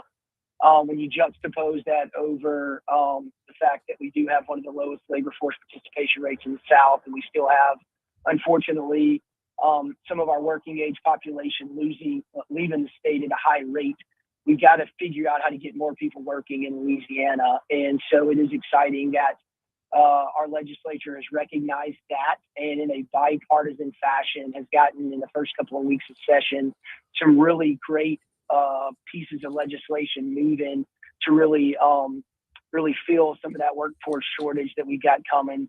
And we've got more bills coming up this week to try to expand our workforce in Louisiana. Representative Barbara Freiberg's got a couple of bills up that we're really excited about. And so a lot of good stuff moving early on in the session, and so a lot of stuff to be excited about, including a great bill that you teased coming up today. Yeah, absolutely. One more on workforce before we get on to that. I know last week, one of the days last week, was it Wednesday, I think, was LCTCS Day out at the state capitol. You know, when everybody gets under the rotunda and all the different community colleges and whatnot show off what they're doing. In hindsight, seeing where we're right now on the workforce front in the state legislature, seeing where we've come from with Susan Bourgeois just kicking you-know-what and taking names everywhere she goes to bring jobs back here. In hindsight, having Richard Nelson as the head of LCTCS, he's that pivotal point between the legislature and where the workforce needs to be developed. Having someone from that most recent freshman class move over in that post, really, it's looking more strategic and pivotal right now. Yeah, look, Richard and I talk a good bit. He's actually coming to speak to our board in April, and that was something that he reached out as soon as he got the job and said, "Look, I want to talk to the job creators, and I want to make sure that what we're doing at the community technical college system is in line with what your members need, right? Yeah. We want to make sure that we're teaching to the needs of employers in Louisiana, and that our students are coming out workforce ready. They're trained for the jobs of today and tomorrow, right? Yeah. Let's get ahead of the curve. Let's not be behind it." And so Richard is a incredibly smart guy, came from the legislature. And so he knows the process, and so he knows how to work with them. And he's just such an intelligent guy when it comes to really getting in and getting things done. And so he is going to be critical to filling not only the workforce shortage, right? Because it's an all above approach, right? I mean, we need engineers, we need doctors, we need lawyers, we need, people coming out of the 4-year schools. But what's really critical is going to be, how do we fill the needs-based, high skill, high wage, high demand jobs coming out of those 2-year schools as well. And so really excited to have him leading the 2-year community technical college system, LCTCS, the career training that's going to come out of that over the next couple of years is going to be fantastic. Yeah, I think where we're going with that is like the fact that he comes from the legislature, he speaks their language. So, pardon the pun, but nothing gets lost in translation between the two. So, good things hopefully in the very near future. All right, let's get to it. Coming up this week, in fact, I believe it'll be heard today. HB 620 is up in front of. Is this at the? Are we still at the committee level on this one? Yeah. So House Bill 620 by Representative Josh Carlson creates a single centralized system, which centralized sales tax, which we've talked about before, Brian. I know you're passionate about it as well. Would bring Louisiana in line with every other state and deliver the efficient, consistent, and accountable sales tax collection system here to Louisiana. We're now just about. I think Colorado is in the process of centralizing their sales tax collection system. If they do that, we would be the only state in the country without a centralized sales tax collection system. And so what House Bill 620 would do, and it's up in committee today in Ways and Means, which is the tax committee, it would start that process to centralize our state sales tax collection system. Now, we're not in a fiscal session. As you know, Brian, this is a regular session. And so tax policy really doesn't get a lot of attention, and there's really usually not a lot of bandwidth and not a lot of attention and not a lot of I guess appetite, for wholesale tax policy change in a regular session. But we think it's too important not to have the conversation this year around why we can't centralize our sales tax collection system when the Wayfair decision is now 8 years old. Mm-hmm. We're one of the only states in the country that doesn't have a centralized sales tax collection system, which is costing our small businesses an incredible amount of time, effort, and money. Yep. When we got, an unfair system that really advantages out-of-state businesses over our in-state businesses, when we think the decentralized system we have is probably costing our state money because of just the complications with complying. We think there's probably people that just aren't in compliance. They want to be, but they can't. It's costing our state money. Mm-hmm. And for just so many reasons, we have got to keep this conversation going, even though we're not in a fiscal session, and even though we know it's a heavy lift. Just the reality of our system driving businesses out of this state, costing businesses money, and just the imbalance that it creates. The conversation has to continue, Brian. Will Green, President, CEO of the Louisiana Association of Business and Industry, is our guest. Will, do me a favor. Take a couple minutes to explain the Wayfair decision and why it's a game changer. Yeah, so South Dakota back in around, the mid to, or, the decision came out in 2018. So right. Sometime before then, South Dakota passed a bill that basically said, look, if you've got $100,000 in transactions, or I think 200 transactions as an out-of-state retailer into our state, you got to pay sales tax. Mm-hmm. Wayfair, which as you know is a business like Amazon, they're an online retailer. They filed suit and said, look, we don't have a nexus in your state. We're not in your state, so we're not going to pay sales tax on the transactions that citizens who go online and buy something from us, that violates a previous decision. Right. Well, that case went all the way up to the U.S. Supreme Court. The U.S. Supreme Court said, no, if you have a certain amount of transactions in a state now, that creates a nexus to the state, and that state, if they pass legislation, they can start collecting sales taxes. And so that decision kind of sent shockwaves throughout the country, and just about every state went in, including Louisiana, and passed bills that said if you have a certain amount of transactions or a certain amount of revenue that you sell into the state, then you have to start paying sales tax into the state. And so essentially what it was designed to do was it was intended to balance and expand tax authority. But the case also said that you've got to simplify your compliance in order to do that. Right. And so Louisiana, we sort of halfway did that, right? So what we did was we said, hey, Amazon, hey, Wayfair, hey, online retailer, you got to pay sales tax into the state if you have a certain amount of transactions. So you got to comply with the case and the law. How we're going to comply is we're going to create this online, this board that's going to help you, and we're going to create a online retailer centralized system just for you, not for Louisiana businesses, but just for you, so that we're in compliance with the case. Mm-hmm. And so that's why now we basically have different rules, that we have a centralized system for out-of-state businesses, but our in-state businesses, many of them small, still have to face 50 separate tax collectors, 100 different rates, and just this complicated, costly, burdensome, decentralized system. Yeah. And so again, that's why the rules are different for out-of-state collectors. They're easier for out-of-state collectors and still incredibly burdensome for a lot of our in-state small businesses. And for that reason, we're so supportive of Representative Carlson's bill to just centralize our sales tax collection in this state. And actually, Brian, this doesn't get a lot of attention, but we actually have another centralized collection system for the largest tax generator in the state. And a lot of people don't realize this, Brian, but what's the number one or highest cost thing that you pay sales tax on that you buy? Do you know what it is? I do not. It's your vehicle. Oh, well, yeah, that makes sense.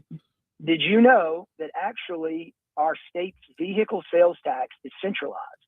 You pay, no matter where you buy it, you pay your vehicle sales tax, local and state, to the Office of Motor Vehicles. They are the centralized sales tax collector for all motor vehicle sales in this state. And it's the number one, it's like, so basically one thing, widget tax generator in the state. That goes to the Office of Motor Vehicles, and then they pay down to the local level. So that is centralized as well, Brian. And so when a collector comes to me and says, look, we're just worried about how we're going to get the money, if it's collected at the state level, when are we going to get it? How are we going to get it? I point them and I say, look, the same way you get it from your vehicle sales tax, which is in the billions every year, the same way you're going to get it from the out-of-state retailer, which is the billions every year. Why can't we just centralize the whole thing? You're comfortable with it from the vehicle sales tax perspective. You're comfortable with it from the out-of-state retailer. This is billions of dollars. Why not just make the whole thing centralized, and let's make it easier on our small businesses? You'll collect more money because compliance will be easier, and it'll make things so much easier for our Louisiana business. We got less than 2 minutes to go with Will Green talking centralized sales tax collection this morning, as it will be up in front of the legislature this week. All right, Will, I want to fast forward to the bottom of the conversation because I can keep going about this for the remainder of the morning. If I were allowed, I would. But I want to go to the bottom of the page here. We've already seen a form of centralized sales tax collection pass the legislature, make it to the voters, and then fall short. Are we confident that this iteration of it will get past the legislature as well? Because I feel like enough of them already get it. No, sure. Look, the similar bill a few years ago passed, pretty overwhelmingly. Well, I say overwhelmingly. It passed through the legislature a few years ago. It went to the citizens, and unfortunately, it got caught up with some outside politics, similar to really the constitutional amendments a year ago did. We don't think it had anything to do with this bill, but there were some local elections that it got caught up in. Look, in a non-fiscal session, Brian, it's tough, right? I mean, like I said, we really want to have the conversation and remind legislators about why this is so important and so critical, not only for the state to get the state more money, but also to help offset the burden for this for our small businesses who are struggling in today's economy, right? And so we intend to have the conversation. We intend to remind legislators about why it's so important, about how it's we need to strike a balance between in-state businesses that are here, they choose to be here, and we need to support Main Street. And how we do that is through a centralized sales tax collection system. Let's balance the scales, and let's not prefer out-of-state retailers over our in-state businesses. And so we hope to have that conversation, and we hope the legislators will support that, like many of our citizens do, and I know many of them do. Yep. I mean, the competitive disadvantage it puts the local retailer at it ought to be enough to put things over the top. In the meanwhile, he is Will Green, President and CEO of the Louisiana Association of Business and Industry. Another big week stacked up for you, Will. Appreciate you carving out a couple minutes this morning. Thanks, Brian. Have a great week. Happy Easter. Happy Easter to you as well. Yeah, Holy Week is underway. I feel like it snuck up on us this year. Competitive disadvantage. I mean, think about this. All right, let's do a very, very quick example. If I want to get a multivitamin, I can either go to Parker's Pharmacy on Florida Boulevard, where I'm going to pay sales tax, or I can order online where I'm not. That puts Parker's Pharmacy at a competitive disadvantage right from jump, does it not? This levels that playing field and does so much more. Quick break. On the back end, we're going to take a break right here. On the back end, we're going to come back with This Day in History. That's next on Talk 107.3.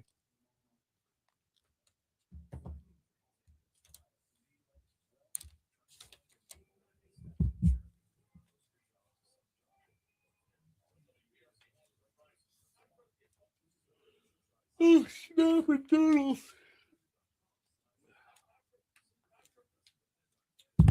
People get lost in the weeds on the centralized sales tax thing because you're at a competitive disadvantage because you don't have to charge sale. We're not collecting sales tax if you don't have brick and mortar. Like if you have a store in Louisiana and you're selling online in Louisiana, you still have to charge sales tax. However, if you have the exact same store selling the exact same product, but you're in another state, we're not collecting it. So number one, you're supporting businesses out of state. Number two, you're making it thereby cost more by comparison for the business that's in state. And number three, you're leaving sales tax revenue on the table.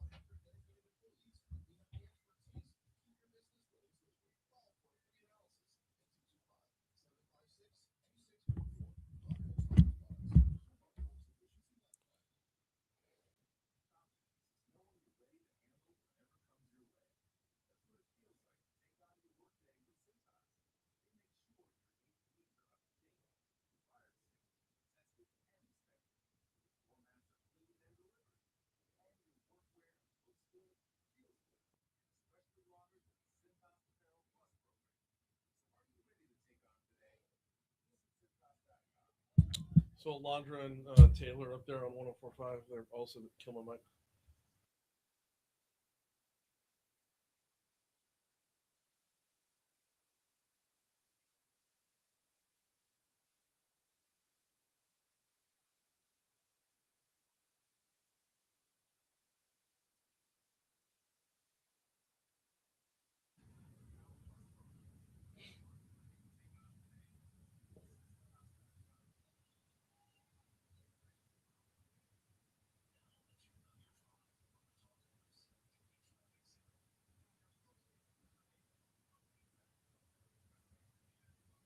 I'm sitting there listening to it. I'm like, what is this? Lord. Amazon charges me sales tax and Temu too.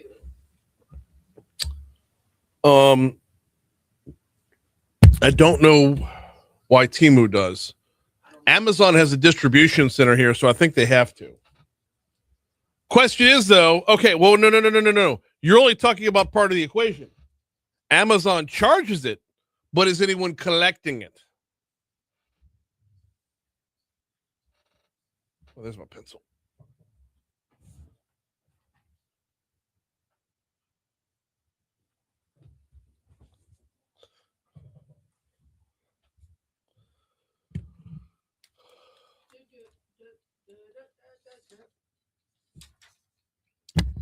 Woohoo!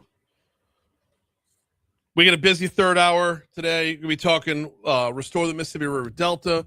We'll be talking with Moon. We got the BREC Room coming your way. So we had to bump up this day in history to, 60 seconds from now. Let me remind you about the folks at the Baton Rouge Metro Airport. FlyBTR.com is the website. FlyBTR.com. When you're making your travel plans, are you including the Baton Rouge Metro Airport in your search process? Are you giving a look of flying out of your own backyard, making sure you are supporting a great local business? Are you thinking about the 4-hour wait times with TSA down the road versus in and out like it's standard operating procedure up here? Learn more at flybtr.com. Don't forget there's a direct daily flight to and from Washington, D.C. Leaves out at 6 o'clock hour every morning. Comes back same day. Don't even need to book a hotel room. flybtr.com.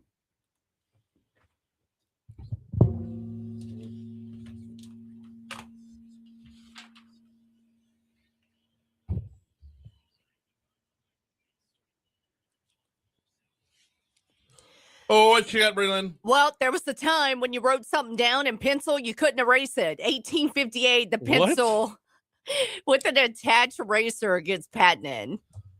I'm a pencil guy. I know. I like a good pencil with an eraser. I mean, if nothing else, it's an admission that we are flawed. Correct. Ink is so permanent. And you need to erase every now and again. But before the year 1858, you couldn't. No. 1867, the U.S. agrees to buy Alaska. I guess they're thinking. Well, no, did we agree to? Yeah, we purchased it. We bought it today. Yeah, Yeah. I guess they were thinking, you know what? You know that thing way up there? Let's go ahead and grab it before Canada does, I guess. Yeah. In 1964, Jeopardy premieres. Really? That's One of the pretty most cool. iconic game shows in TV history debuted and is still running today with poor Ryan Seacrest. I'll lay Ryan Seacrest on it. No, wait, is there Jeopardy? No, Jeopardy. I'm thinking of Price is Right. No, Spin the Wheel. Wheel of Fortune. Spin the wheel. Wheel of Spin the Fortune. wheel. Love me some Jeopardy. Yeah. All right. Jeopardy's it's Ken Jennings now. Yes. It was Alex Trebek for like a billion years. Yep. In 1981, the Reagan assassination attempt becomes one of TV's biggest breaking news moments. Yep. Shaped how a lot of Americans remember the era of television news. Yep. In 2002. Oh my goodness gracious. Okay, we're gonna get old for I know we're short on time. But it really shaped that following Saturday when Gumby was shot on Saturday Night Live. On Saturday Night Live. No, this was I remember Gumby. You remember Gumby? Yes. They did a spoof of the Reagan assassination attempt. That's morbid. Oh, once again, Gumby has been shot. This was classic SNL. My God. The best of the best SNL satire. Gumby has been shot. I never knew. It was so good. But back in the 80s, so that's morbid. Oh, it's morbid. Well, gallows humor has always been fun. Yeah, I All know. right. Well, I'm sorry. I derailed us. Go. All right, 2002, the Queen Mother dies. Queen Elizabeth, the Queen Mother, passed away at age 101. Yep. All right, 2023, Donald Trump was indicted. Okay. Birthdays. Let me see. Hang on, I'm getting there. All right, let's see. All right, Celine Dion. Got it. Eric Clapton. Got it. Tracy Chapman. Oh, okay. Thomas Rhett. MC Hammer. Stanley Burrell born today. Nora Jones. Okay. Piers Morgans. Piers Morgans. I'm sorry. Who else you got? Oh, Mark Consuelos.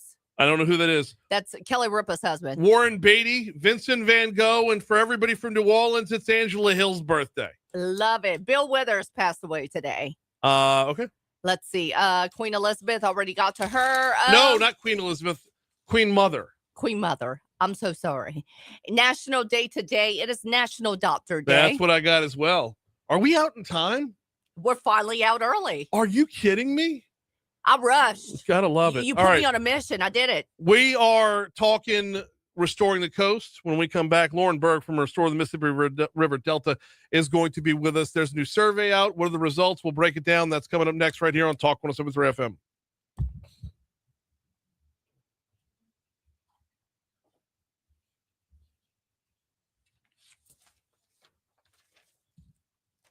Yeah.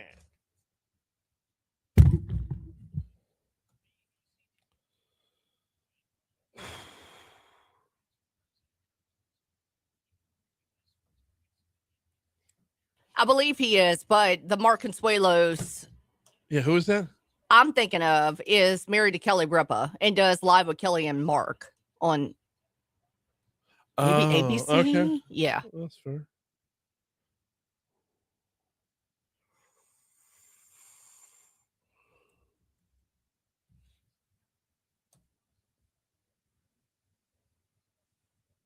Yeah.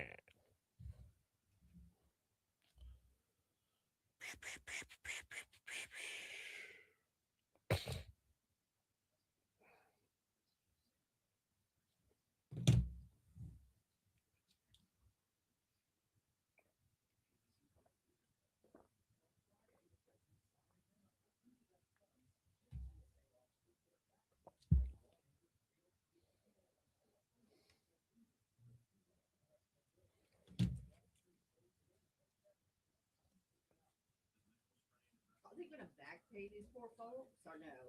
Yeah, they have to. Oh, thank God.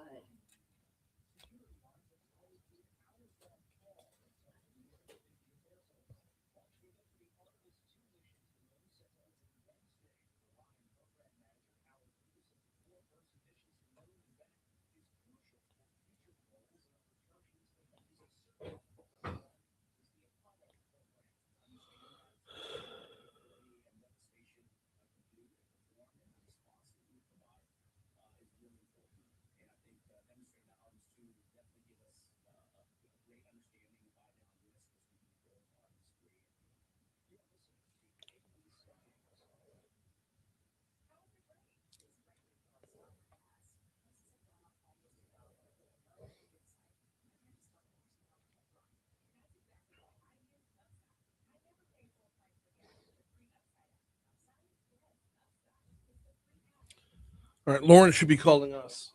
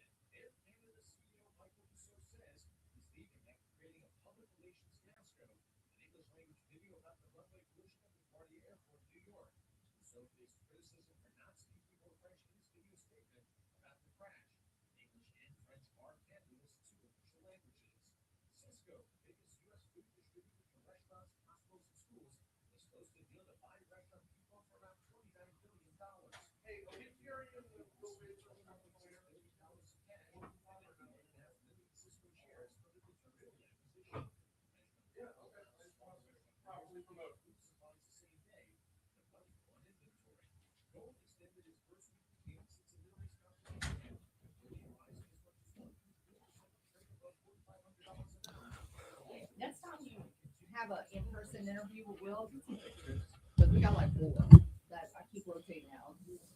In-person interview with who? Will Ring. Oh, okay. But he never comes in person. Oh, I know, but if you ever do like appearances with them, Oh, like at one of the, yeah.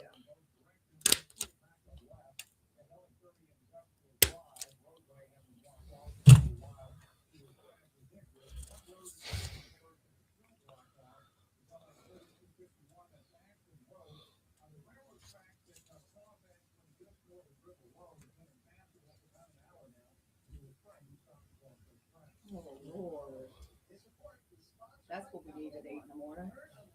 What did he say? A train is stopped along the tracks. Where at? North Baton Rouge, I believe.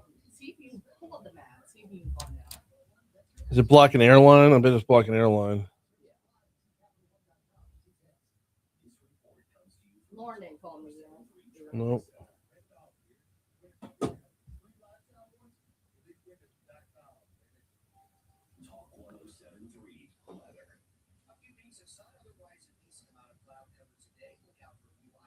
There's no delays on airline.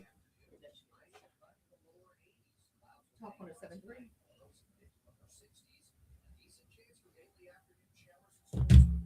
Yes, ma'am. We'll be coming to you in about a minute. Okay. No problem.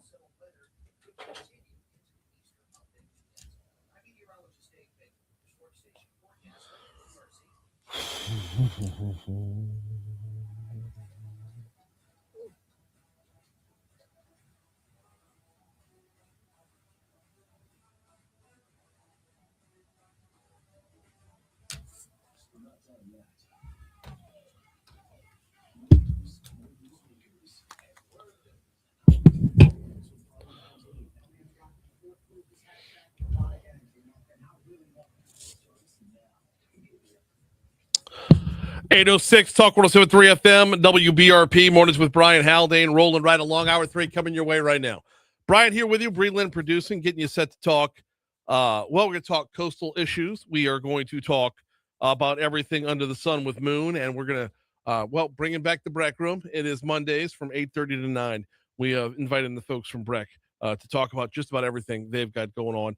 Before we dive in on a new poll showing what Louisiana voters are supporting when it comes to the coast, and what's going to be going on at the Capitol today. Before we dive in on that, want to remind you about One Bath and Closets, onebathandclosets.com. I'm going to make this real simple. Was your bathroom built for you? Was your closet built for you? If you built your own house, probably you get to meet your own specs, make your dream closet or your dream bathroom come to life. But if you purchased your home already built, well, that bathroom was built for somebody else. David Duvall and his team at One Bath and Closets, this is what they do. They make a bathroom built for you. And they do the closets as well. And they do a fantastic job with the closets. And if you go to onebathandclosets.com, you can walk through so many different samples and examples and see all the magnificent work that David and his team do. I just happen to have gone down the route where we got a new master bathroom. And there hasn't been a day since where I haven't been appreciative of the upgrades, appreciative of David walking us through, showing us what could be possible, and then making it possible. Learn more at onebathandclosets.com, onebathandclosets.com. If you wanted to give them a call, you could do that as well. 400-8005. Of course, it's 225 400-8005 for onebathandclosets.com. All right, it is time for us to get caught up with, it's going to be Coastal Day at its capital today. Lauren Bourg is with us. She is with Restore the Mississippi River Delta. How are you? Good morning, Brian. I'm great. How are you? I'm doing very well on this end as well. I want to start by, we've already talked with Simone about this, but I want to go back to the poll that came out.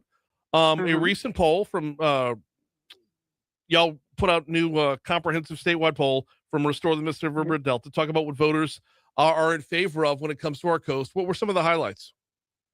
Well, some of the highlights are that, nearly unanimous, 98% of these voters say the state should clearly explain how they use the remaining Deepwater Horizon funds. Last year, the two largest restoration projects in the Coastal Master Plan, two large sediment diversions that would reconnect the Mississippi River to the Delta, were canceled. And that's after decades of studying, design, engineering, permitting. We were under construction on these projects, and they were pulled by this administration. Those two projects were using settlement funds from the oil spill. And so now those have been pulled off the table. There's been little transparency. There's been no discussions. There's been promises of other projects, but actually no real information around it. And this poll shows that voters want these projects, voters support these big projects, and that voters want the state to explain why this was canceled and then how they are going to use those remaining funds moving forward. Okay, couple things with this, because when it comes to remaining funds moving forward, for those of us who aren't on the coast, it's easy to detach and say, okay, fine, pull that money from one project and put it onto the other. But that's not necessarily the case because there are restrictions on where the money can go, correct? Yes, there are restrictions on where the money can go. See, when the Restore Act was passed, that was a really big deal. And that meant that those settlement fines came back to Louisiana instead of being dispersed across the country. And this was a really big win for Louisiana. For the first time, we had money available to us to really address our coastal issues. Right. But those funds have to be used in places where there is, one, land loss, and two, where there was the greatest amount of oil and the places that were affected by that oil spill. That's the Barataria Basin, and that's where the Mid-Barataria sediment diversion was. It would take that sediment water from the river, it would put it back into those wetlands and help rebuild, just like it did. That's how they built the entire delta. So it's not a matter of canceling this project and then be able to spread out that money across the coast. That money has to go to rehabilitate the areas that were oiled. And so that is what we are trying to get people to understand, is that this money is ours. Money is to make our coast better. And it is a one-time money, and we will never get this chance again. So we have to use it responsibly, and we have to use it with science-driven data and our science-backed coastal master plan. Let's talk about that science-driven data, because we can easily point to smaller sediment diversion projects being out there. And look, I'm not on the science end, so I tend to humble myself and defer to those who know more than me. And overwhelmingly, what I've been told is when you've got a project the size of the Mid-Barataria sediment diversion, when you look at these smaller projects, they're not going to put a dent in what needs to be done. They're not going to put a dent. Look, I will take us reconnecting the Mississippi River back to the Delta wherever we can. But the fact of the matter is we have a really large problem here on our coast, and we need really large projects to address that. We have to use the best available science. The best available science is telling us large-scale projects to address these large-scale problems. We cannot piecemeal our coast back together, but we have the Mississippi River. Other places who are facing land loss, they don't have this resource. We have it, Brian. We have it right there in the Mississippi River. That's what built this land, and we know we can start to rebuild it if we use what we have available to us. Lauren Bourg is with us. She is with the the Mississippi River Delta. I'm sorry, I was reading another headline. The Mississippi Restore the Mississippi River Delta. Lauren, what else did the survey tell us? Well, the survey told us that people are, they prefer continuing the Coastal Master Plan over Governor Landry's, alternative short-term projects. They agree that the state should explain how it plans to use those funds. And 76% of voters oppose canceling the sediment diversion. And I just want to say that We are in a moment when voters are deeply divided on many, many issues. There are not many things that everyone can come together on, but this survey shows that there's clear agreement across the spectrum. We need to follow the Coastal Master Plan. We cannot veer away from it. We need to build the biggest projects available to us so that we can address this large issue of land loss, and we have those available to us. So, voters are also, they want a science-based Coastal Master Plan because, all of this affects insurance rates and affordability. It's not just about environmental issues. It's whether or not people will be able to stay in Louisiana. That's the crux of it. And so we can talk about it in all these different ways, but the bottom line is if we want Louisianians here, if we want to have our culture and have our seafood and have our industries and have everything that makes Louisiana great, we have to address this problem. And voters overwhelmingly agree with that. I have a question I've always wanted to ask, and I don't know if I've got the right person for this, or for any completely different department. But why do we lose land when other parts don't? I mean, the beach in Biloxi has been the beach in Biloxi. Like Miami hasn't shifted. Why do we lose land? Well, we lose land because, the Mississippi River built all of this delta. And after the 1927 flood, we put up levees, which we needed. It was to protect people and communities and things like that. When we built those levees, we stopped that Mississippi River from kind of overflowing and spreading that sediment out like it always has done and how it built. So one, we aren't getting that fresh water with the sediment back in there. And then there's been a ton of things. We have sea level rise, we have subsidence, we've had, all of these kind of canals being built here and there that has allowed that salt water to push its way in. We need to cut those crevices in the levees so that Mississippi River water can come back in and slowly rebuild it. It's a man-made problem, but we have the solution to it. And so that's what we should be using. Okay, so when you mentioned like the cut-throughs and the canals and all that stuff, that does affect things because salt water will affect vegetation. Vegetation dies off. You lose the root systems that hold everything together. I've always wondered why we suffer when, Orange Beach does not. Right. Well, because they are not sinking as fast as we are, but we just don't have that. We're a delta. Not every place is a delta. We are a delta, and so that Mississippi River water, that sediment came in and built this land, and that we need it to come in and sustain the land that we have and try to build new land. We need storm protection, like I said, insurance costs, all of these things that affect Louisianians. This can address it, and this is the first step in addressing it, and we have the money to address it. And so we need to be doing what's best for our state. It's Coastal Day out at the Capitol. You gonna be in town today? It's Coastal Day at the Capitol. I'm sitting outside of the Capitol right now. Fantastic. I'm about to walk in there. We have a lovely day planned. We have advocates coming in to talk to their legislators about what they're concerned with and what they would like to see. We have lots of organizations who work on this. We have CPRA and others. We are all here today advocating for our coast. We welcome anyone who would like to join us to come on in. I will be by there for sure, so I'll be sure to stop and say hi. She is Lauren Bourg with Restore the Mississippi River Delta. Appreciate a couple minutes this morning. Thank you. Thank you so much, Brian. Anytime. Always. Take a quick break. Moon Griffon's up next.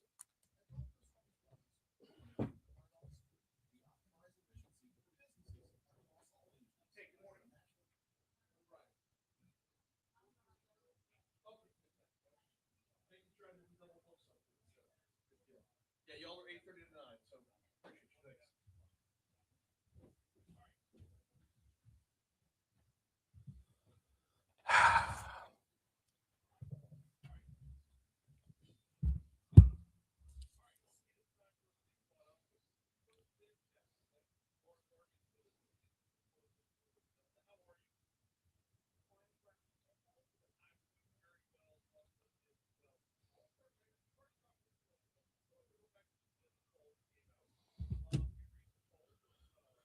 Thanks.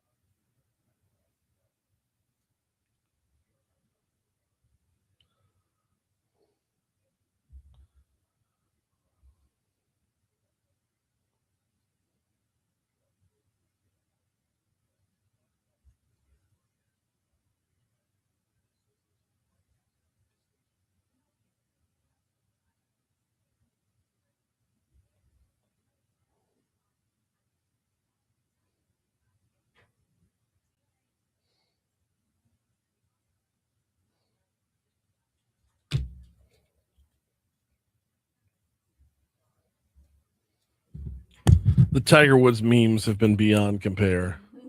All racist. All of them racist. I know it's so racist. My favorite one was the Asian half of Tiger Woods got in an accident. The black half got arrested. Stop. That's messed up. That's horrible. I know. But it's not making it. It's funny because it's making fun of cops and making fun of it's blowing out stereotypes, which I like. It's not making fun of Tiger himself who's going through it. Hey, Moon. Good morning. I'm doing so good. How are you? Are you ready for Easter? Yeah, same here. All right, we'll come to you in 2 minutes.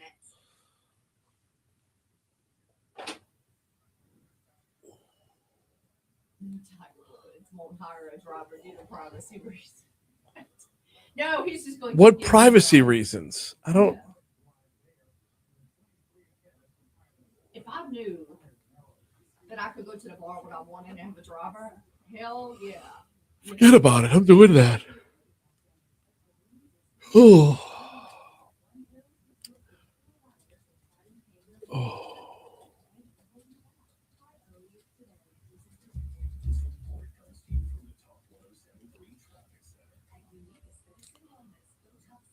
I need about 30 seconds worth of personal privilege on the way back in.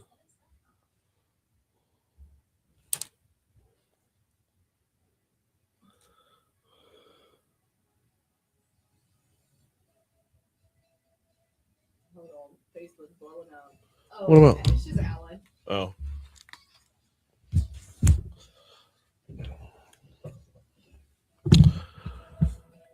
$8:19, Talk 107.3 FM, WBRP. Mornings with Brian Haldane, rolling right along. Getting to Moon Griffon in just a quick second. I do need a moment of personal privilege, if I could. I want to send some shout-outs for some events that were going on over the weekend. One of them was, I want to give a big shout-out to those that attended the Fado Donate presented by the Lipsy Family Foundation on Saturday night. Gordy and I were tag teaming the MC duties on that one. It was a heck of a time. We had a whole lot of fun. Hayride played. Breland, I can see Vicky sing on Saturday night. Ooh. I know. Always Girls love when got some Vicky pipes, plays. man. And she's up there with David St. Remain, so I'm just in heaven on that. Oh, I know. Hayride's powerful. But the overall mission was powerful. It's a fundraiser for Oxford's Transplant Institute. Hopefully we raised a lot of money. I never got a final total on that, but I know we had a good time along the way.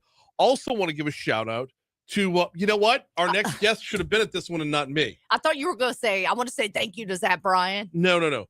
Because I wasn't at that one either. But I want to give a shout out to Father Tat and the committee that brought me out to MC the Redemptorist St. Jared annual fundraising gala last night. I'm not a Redemptorist grad. My next guest was a Redemptorist grad, if I'm not mistaken. But we had a heck of a time last night raising some money for the school and church. So a big shout out to both for having me out. We just had a ball all weekend long. Moon Griffon's on with us now. How are you, sir? Man, I'm doing great, and I am a Redemptorist grad. See, I thought so. You know that. I thought so. So yeah, I was raising some money for your school last night. Matter of fact, this is my question because I hadn't heard a lot. Are they trying to raise money and start the school? It was a great school when I was there, and they ran on hard times. I was always hoping they would start the school. So yes, they have an elementary school there. I want to say it's K-8. There were somewhere it's over 100 students between all the grades. It's not a very big number right now, but they are somewhere in between surviving and thriving. So hopefully turning that corner towards a little bit more prosperity. Look, it's Holy Week right now, and the mission as a Catholic is to be fishers of men, and they're literally doing God's work out there. Father Tat is the perfect man for this mission. And it's rewarding to see the fruits of their labor.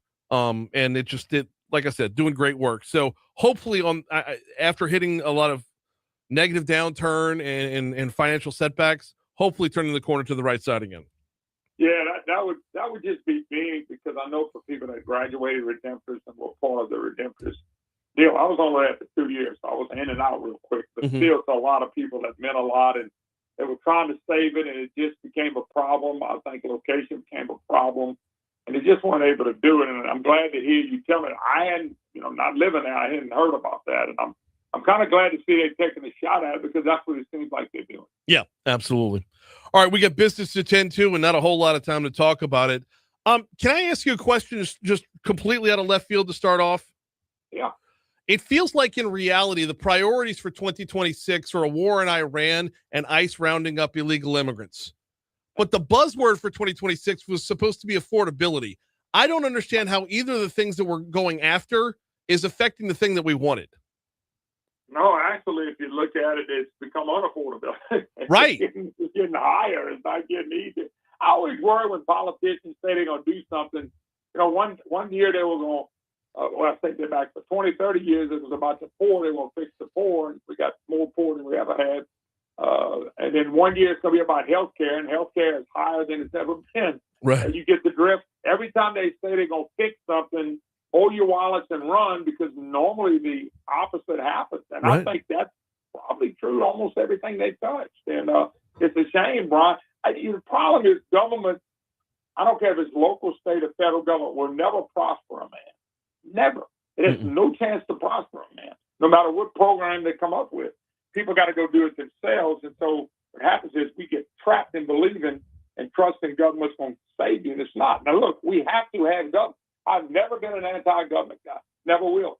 I'm just anti-big government. I think they've gotten too big, and they're trying to do too much for people. And, Brian, to be honest with you, you and your bride, y'all going to make things work in your family. Of It course. ain't going to be somebody knocking on the door and say, here, let me help you. It just never will. No, yeah, absolutely. And the other part of this is the word government is this monolith. Like, we need to remember that local governments should matter. State governments should matter. The federal government should defer back to the state and the local on everything but a few small things. The bigger the federal government gets, the worse it gets. The closer we get to home, the better it gets. Well, what happens, though, Brian, if you go look at local and state government, I mean, our state budget is over 50% federal money. Right. You see what they've done? They creep in, and then if you go to local school systems, I'm not cutting them. I'm just telling you what's going on. When they throw that money out there, somebody says, ooh, we could use that. Ooh, we could use that. And they go get that money. And what happens is they become dependent on the money from the federal government. So some of that is our fault. I do agree 1,000% with you that local government, the best government we ought to have is local government, because, you know, we can touch it, feel it, smell it. We can do it right here in front of us. But I really believe the money coming down for federal government, without that, I don't know. I know our state couldn't make it, but I wonder if the local governments can make it as well. We got Moon Griffon on with us talking about that. Well, I want to get into the legislative session a little bit as well. We got centralized sales tax collection going to be hot this week. What's your take there? I think it's a good thing. I mean, I know that they tried to do it last time. It kind of got caught up in some other amendments and got beat. The problem is local governments don't want the state government touching their money. Local governments want that directly given to them. Now, when I say local government, I'm talking about all the municipalities. They're scared to death, and the state's reputation is we've been getting X amount of dollars and we don't feel like we're going to get that money. It's a trust factor. Businesses have to have this. I've had, and you have too, multiple business organizations or businesses come to me and go, or email me and go, man, this is ridiculous what you have to go through when it comes to paying sales taxes instead of paying it in one spot. But local municipalities don't want and trust the state to give them the money that they need and that they think they deserve. Well, so that's the problem. And the way it is right now, local businesses, Louisiana businesses that do business in Louisiana are painted into a competitive disadvantage corner because they've got to jump through all the hoops of the different municipalities and different taxing districts. Whereas if you're out of state, it's not going to be collected at all. So what do they have to care? And on the consumer's end, why wouldn't I buy where it's going to be cheaper? Yeah, no doubt about it. But let me tell you something. I know we passed some laws in the past, but I don't order online. I love buying local. I love finding things in the state. But if I can't, I bought it 2 or 3 times a year outside the state. I promise you. And it's normally something to do with fishing because, you know, I like to fish. But, you know, a couple of the sites that I've gone to, I mean, I call Monroe an old dealership. I'm using a guy in Baton Rouge. I got people in Glasgow. I go to I mean, I use the whole thing. But I've ordered some stuff lately from places outside the state. And, you know, they putting sales taxes on it. Right. So I am paying sales taxes. Well, now okay, you're paying, but are they paying? Well, you're paying it back to the company, or is the government collecting it back from the retailer? Where they're supposed to be paying the sales tax to our government, because I think that was a bill of law that we passed a few years back. They're supposed to be. How they find out who's doing what, Brian, that's the part I don't know. Which, under centralized sales tax collection, it's not up to, Judy in accounting in Tensaw Parish to go chasing after things. Yeah. So I don't know. This is one that's been hot with me. It's gotten through the legislative session before, fell short at the polls because all the individual hands that grabbed the money didn't want to let go of what they had. When on the other end of that, there's $500 million, $300 million just waiting for the taking. Yeah, the business community has had enough of it. It makes us come across as unfriendly. Yep. And it just does. That's too much paperwork. They got people in these big companies hiring somebody just to do that. Right. Oh, man, that's not good for business. Mm-mm. But the municipalities, I'm just convinced they're not sure. They don't trust state government to get their money. And that's where I think the problem is. But they're definitely going to be against it. A lot of municipalities are going to be against it. So, but it did make it through the House and Senate. The people voted against it because, remember, we brought this up earlier. Local government is the one that people trust the most. So the local government goes tell their local people, don't vote for this. This is bad for us. Right. They vote against it. What you got on the show today? We got living on closed primaries. They already got a bill that passed to get rid of Bessie Board as a closed primary. Brian, we didn't need to do closed primaries or not. Yeah. Don't all this in between who's running. That's where the confusion is coming in. No, I'm with you. I'm with you. And then the No Kings rally, I kind of laugh at, but they don't continue to do that as long as Donald Trump. Hey, Moon, this just in. We don't have any kings. We didn't have kings before the protest. We don't have kings after the protest. I mean, what you mean? Well, they went out and protested no kings. And you wake up this morning, do we have a king? No, we don't. Congrats. Your protest worked. Awesome. But we didn't have one before or after. No. Only kings we have are like, Burger King. Yeah, and they got rid of him. Last Burger King commercial, I saw they got rid of him. So they did. The No Kings protest works again. He is Moon Griffon coming up 9 to noon right here. We'll see you. You're in town on Wednesday, right? Oh, we'll be in town. Looking forward I can't wait, brother. We'll see you then. All right, Brian. Thank you, man. 8:30. Here's news on Talk 107.3. They got rid of the Burger King.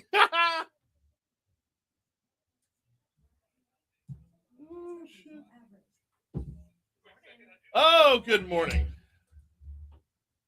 This is Rhonda Williams. Hello. We met briefly outside. Okay. So. Oh, my goodness. Did you see the story at WBRZ? Which one? Oh, people are pushing back on the security. What a bunch of dog shit. You talking about the comments? Yeah. Well, I'm talking about BRZ made it a story in and of itself. Yeah. Hey, We can talk about it. Yeah. Security where? At BREC Parks. Any parks.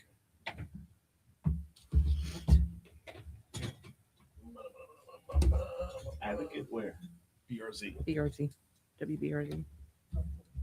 But Janet's right. You said the comments. Yeah, they basically just made a news story out of a comment section, which is lazy.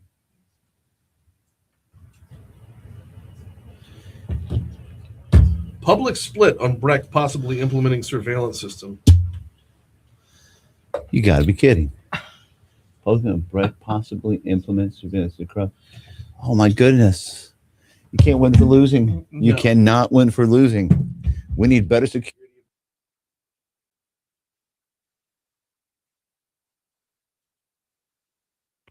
Actually, pretty good coverage from them up until this one. Wow, that just. I guess it's a slow news season, huh? It really is. It is super slow because we've been in the news every day. I mean, it's like. Well, here's the thing. Kill the mics, please.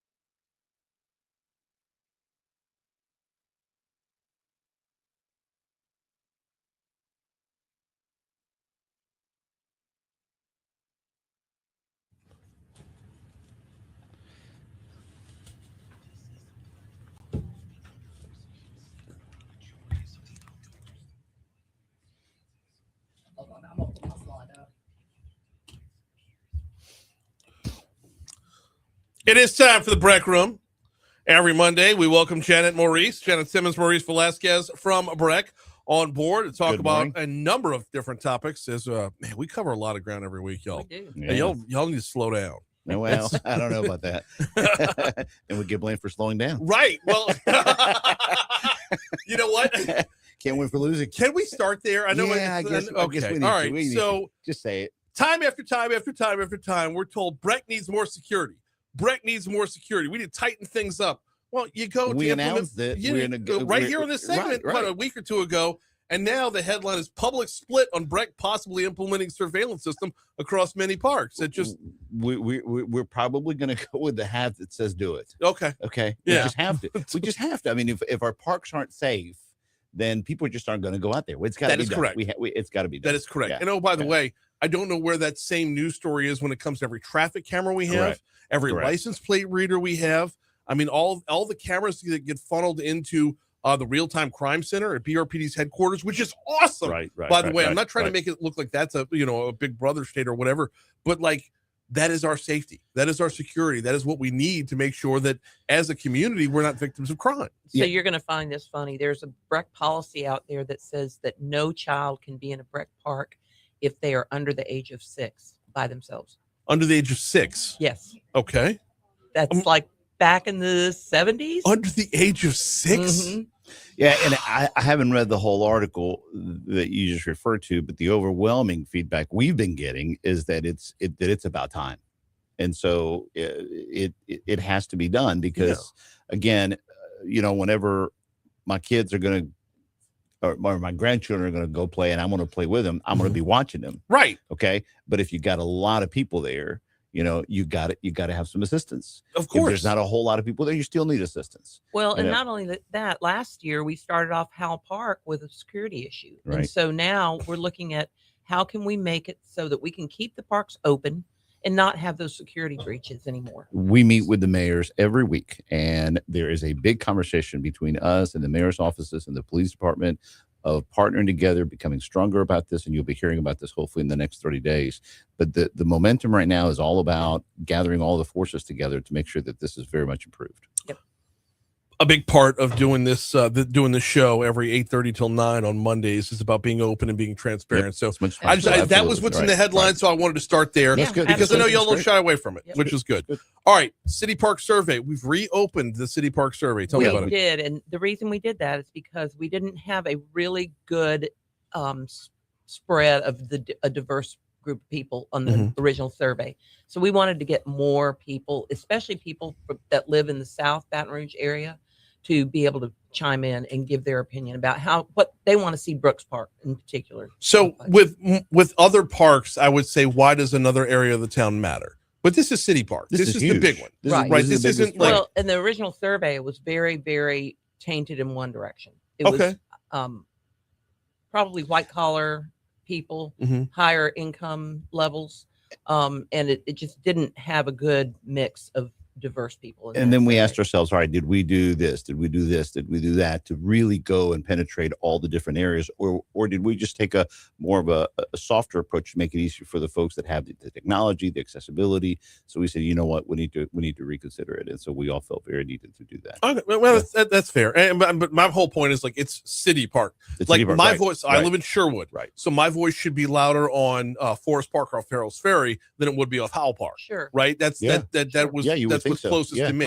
But City Park is all of us. Right. It really is. Yeah. I live on the southeast side of the city, but yet I make my way all over to the City Park area almost every weekend. And so, yeah, it impacts me. Let's talk a little bit about some upcoming community meetings. Different Metro Council districts are on the docket real soon. So the reason we're doing the community meetings is because we want to get the public in particular areas of town to give us their opinions about us closing some of the parks that we're considering. So our first community meeting is at Howell Park. It's on Tuesday night, tomorrow night, at 5:30. Correct. And we are going to be having both Carolyn Coleman's district and Twana Harris's district represented there. Then we have another meeting on Thursday night representing Cleve Dunn and Darrell Hurst districts. And then on the 13th, we will be representing District 2, Anthony Kenny's. Okay, so there are parks that are on the table for all three of these that could be in the closing. There are parks in the entire East Baton Rouge Parish that are in the closing. So remember We're just wanting to make sure that we identify. Yeah, the total list is about 43 to 48 different parks. Wow. Yeah. And Okay. so we're well, I know there's like 7 or 8 that are really on the chopping block right now. Well, as the appraisals come in, right, we batch them together and we present them. So then after this, it's going to be another batch and another batch. The goal is to try to move them as much as possible throughout the whole year of 2026. And that's across the whole parish. Do we know, and yeah, do we know, what, is there a certain set of criteria or is it park to park? Is it like an overall metric that says this is what makes you obsolete? Yes. There is. Yes. You wanna Yeah, talk yeah, about I'll tell a little bit about it. The size of the park, but primarily the usability. The key thing is the usability of the park and whether it serves its public service. If, for example, you have a park that is 2 blocks, 3 blocks away, in this particular case, 1,000 steps from another very major big park that is functioning, and you have a smaller park that's not, then you got to really consider it. And that's really actually the case for 2 of the parks that we're currently on the list. 1,000 steps is not that much. It takes 5.5 minutes for a regular 15-year-old to walk 1,000 steps. Okay. So it's not that far. So when you look at it, yet we're having to mow lawn, we're having to take care of it, we have to provide security. It begs the question: should we not basically streamline those? So that's what we look for. We look for usability, traffic, programming, and whether a park nearby is working, functioning really well, because the goal is not to eliminate green space for any community. Right. It's to basically combine those services and eliminate those that are just not functioning. One thing too is that some of the parks that we have, they're just pieces of land. They're not really parks per se. They're just a piece of land that somebody donated to us. And so using that land, and we're not in right now, there may not even be any equipment on it. It's just a piece of land that we're still having to keep up. So it's not a good use of tax dollars. Yeah, absolutely. It's at that point, it's not a park; it's just a liability. Exactly. It is, right. And also back to the community meetings. So far we've been taking a little bit more of a reactionary approach. Where do we need to do one? Going forward, we're going to do a much more intentional approach. Every quarter, we're going to have community meetings throughout the entire parish, spread out. We'll be announcing a schedule here in the next 2-3 weeks. But the goal of that is just to get ahead of all the initiatives instead of what we would say catch people by surprise. And oops, we've got to have a community meeting. It's going to be the opposite, where everyone's going to know when community meetings are, and we're going to have agendas way ahead of schedule so that folks know what's coming down the pipeline. Very transparent and very much ahead of the game. I'm keeping one eye on the clock. We're going to get to Rhonda Williams, the director of finance, in just a little bit, but I do want to take a quick whip around the parish here because you've got an all parish approach going on. So give me the quick headline update from each city within Baton Rouge. So one of the good things about having a COO that's very organized is having him meet with the mayors every week. And so Maurice, why don't you talk about what you do with each one of the mayors every week? 9 o'clock starts with one, then 9:30, then 10:30, then we take a break. We have the athletic council, then at 2 o'clock, then at 3 o'clock, then on Thursdays at 9:30, and we catch all the mayor's offices, all right, to talk about the parks, the specific issues, that the problems, the challenges that arise, but also planning ahead. Okay, so we're basically just coining the term parish-wide security program, parish-wide youth play revitalization of recreational league play. Okay. Okay. Yeah. Okay. That's that's a something huge exciting. One. That's the good old days, though, man. That's not pay for play ball, right? The good old days are coming back. All right. I don't want to steal our own thunder. Okay, but that in of itself is a huge initiative that we're talking to all the cities about, and all the mayors, and say, can we do this? Why can't we do it? Why can't we revitalize recreational play all over again? We have the properties, we have the land, we have the courts, we have the scheduling program. We just now have to find the will and the collaboration, and that's what's happening. So it's all about parish-wide. And then also looking at parish-wide huge initiatives. All right, but I'll give you the quick list. Okay, Baton Rouge planning a transformational playground in Independence Park. Zachary working with the mayor and key teams, stakeholder teams for Floniker to make it a Burbank of the North. Ooh. Think about a Burbank of the North. All right, in Baker designing a master plan for a 3-year plan for sports complex there. In Central, likewise, an indoor sports facility. In Baton Rouge, a pickleball, and then in St. George, airline and an indoor sports facility. Okay, if we could make those arrangements, and it looks like all of them are very favorable, imagine what the revitalization of sports play would be throughout the entire 10-year all parish-wide program would be. It would be fantastic. All right, we're going to pivot real quick. Let's get Rhonda up in here and talk audits for a little bit, because this was a topic of conversation as we made our way through the transition. This was a topic of conversation that came up a lot over the last couple of years, to be exact. Rhonda Williams, Director of Finance, is with us. Rhonda, welcome aboard. Welcome to Talk 107.3. How are you? Good. How are you? Doing all right. Let's get you right up on that mic a little bit more there. I want to start with the getting caught up on the audits. That was a big thing rolling Huge. along. So let's dive. Can we roll with 2024 and tell us what that audit brought us? Yeah. So the 2024 audit, it was finalized in February of this year. We had less findings. I think we went from like maybe 12 to down to 8 or 9. And those will roll off as well because they were timing issues. What does that mean? Well, being that we were so behind on the audit, the prior year audit is due the next year in June. So we got wrote up three of the material sufficiencies were that we didn't finish on time. Okay. So now that we're caught up and we'll finish on time, those would roll off. What were some of the other takeaways, though? I mean, there's good news in these audits as well. Very good news.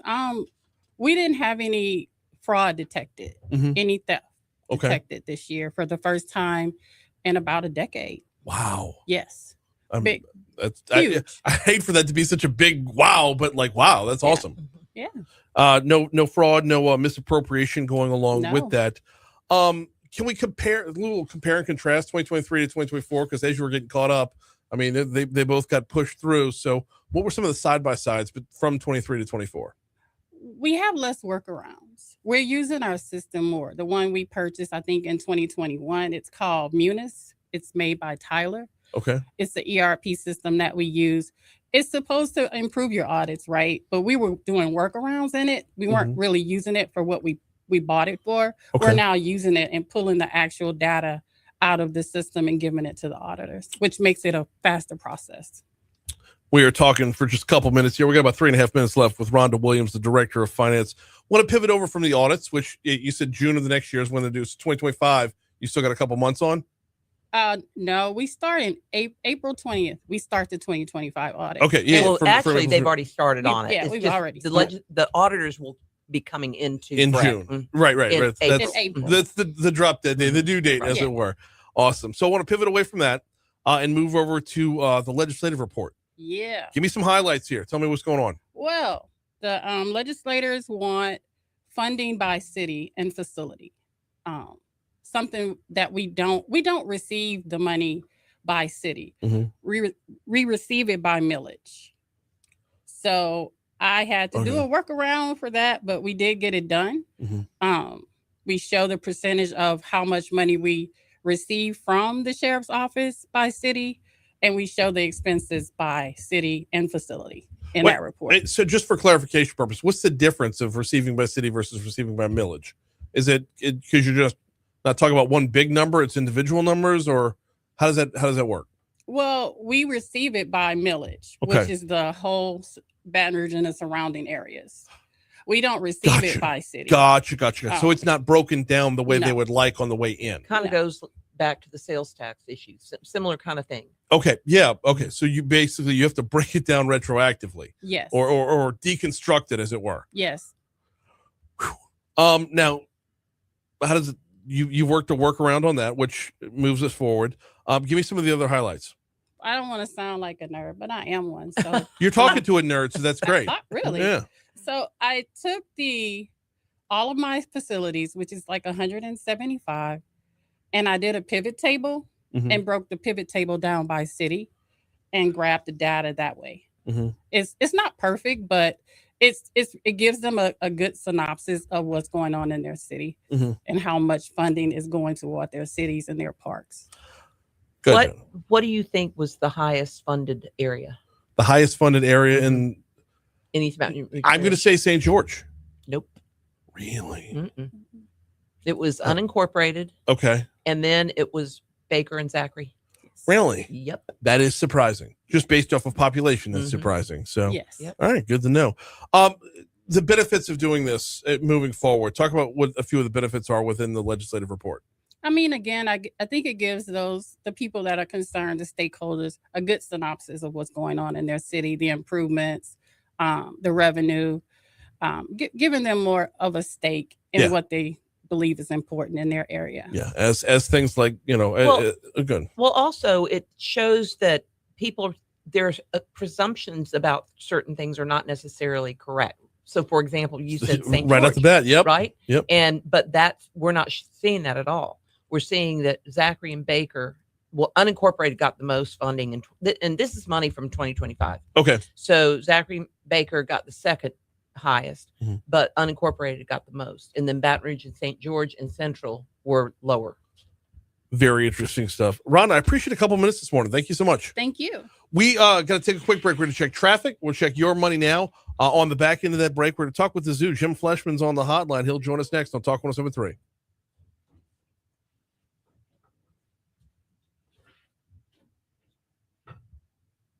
Traffic?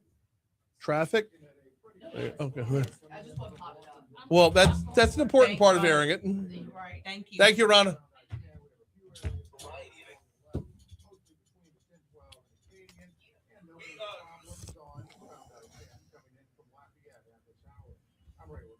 This report is sponsored by Dairy Queen. Nothing better than grabbing a blizzard on a warm sunny day would be snagging a second one for just 99 cents with Blizzard Double He's on. It's 401 Blizzard.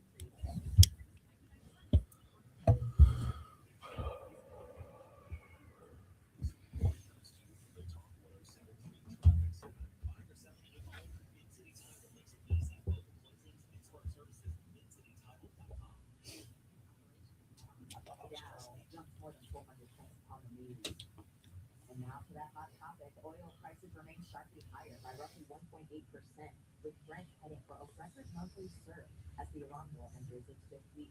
West Texas Intermediate currently sitting at $101.66 per barrel, Brent currently sitting at $115 per barrel. Project Hail Mary continues to perform. The film pulled in another $54.5 million during its second weekend in theaters. Project Hail Mary has raked in just over $300 million worldwide in just 2 weeks. South Korean AI chip startup Griffon raised $400 million at a valuation of roughly $2.3 billion. The company plans to use the funds to expand in the U.S. as it prepares for the other offering. Yeah. Yeah. Finding great candidates to hire can be like, well, trying to find grass to your job to some job board. But then all you can do is hope the right person comes along, which is why you should try ZipRecruiter for free at ZipRecruiter.com/free. ZipRecruiter doesn't depend on candidates finding you. It finds them for you.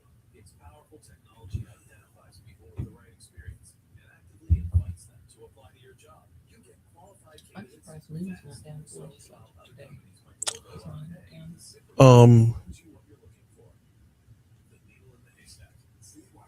I go a lot more than he does. Oh, dude. Yeah. That's a nice way to say it.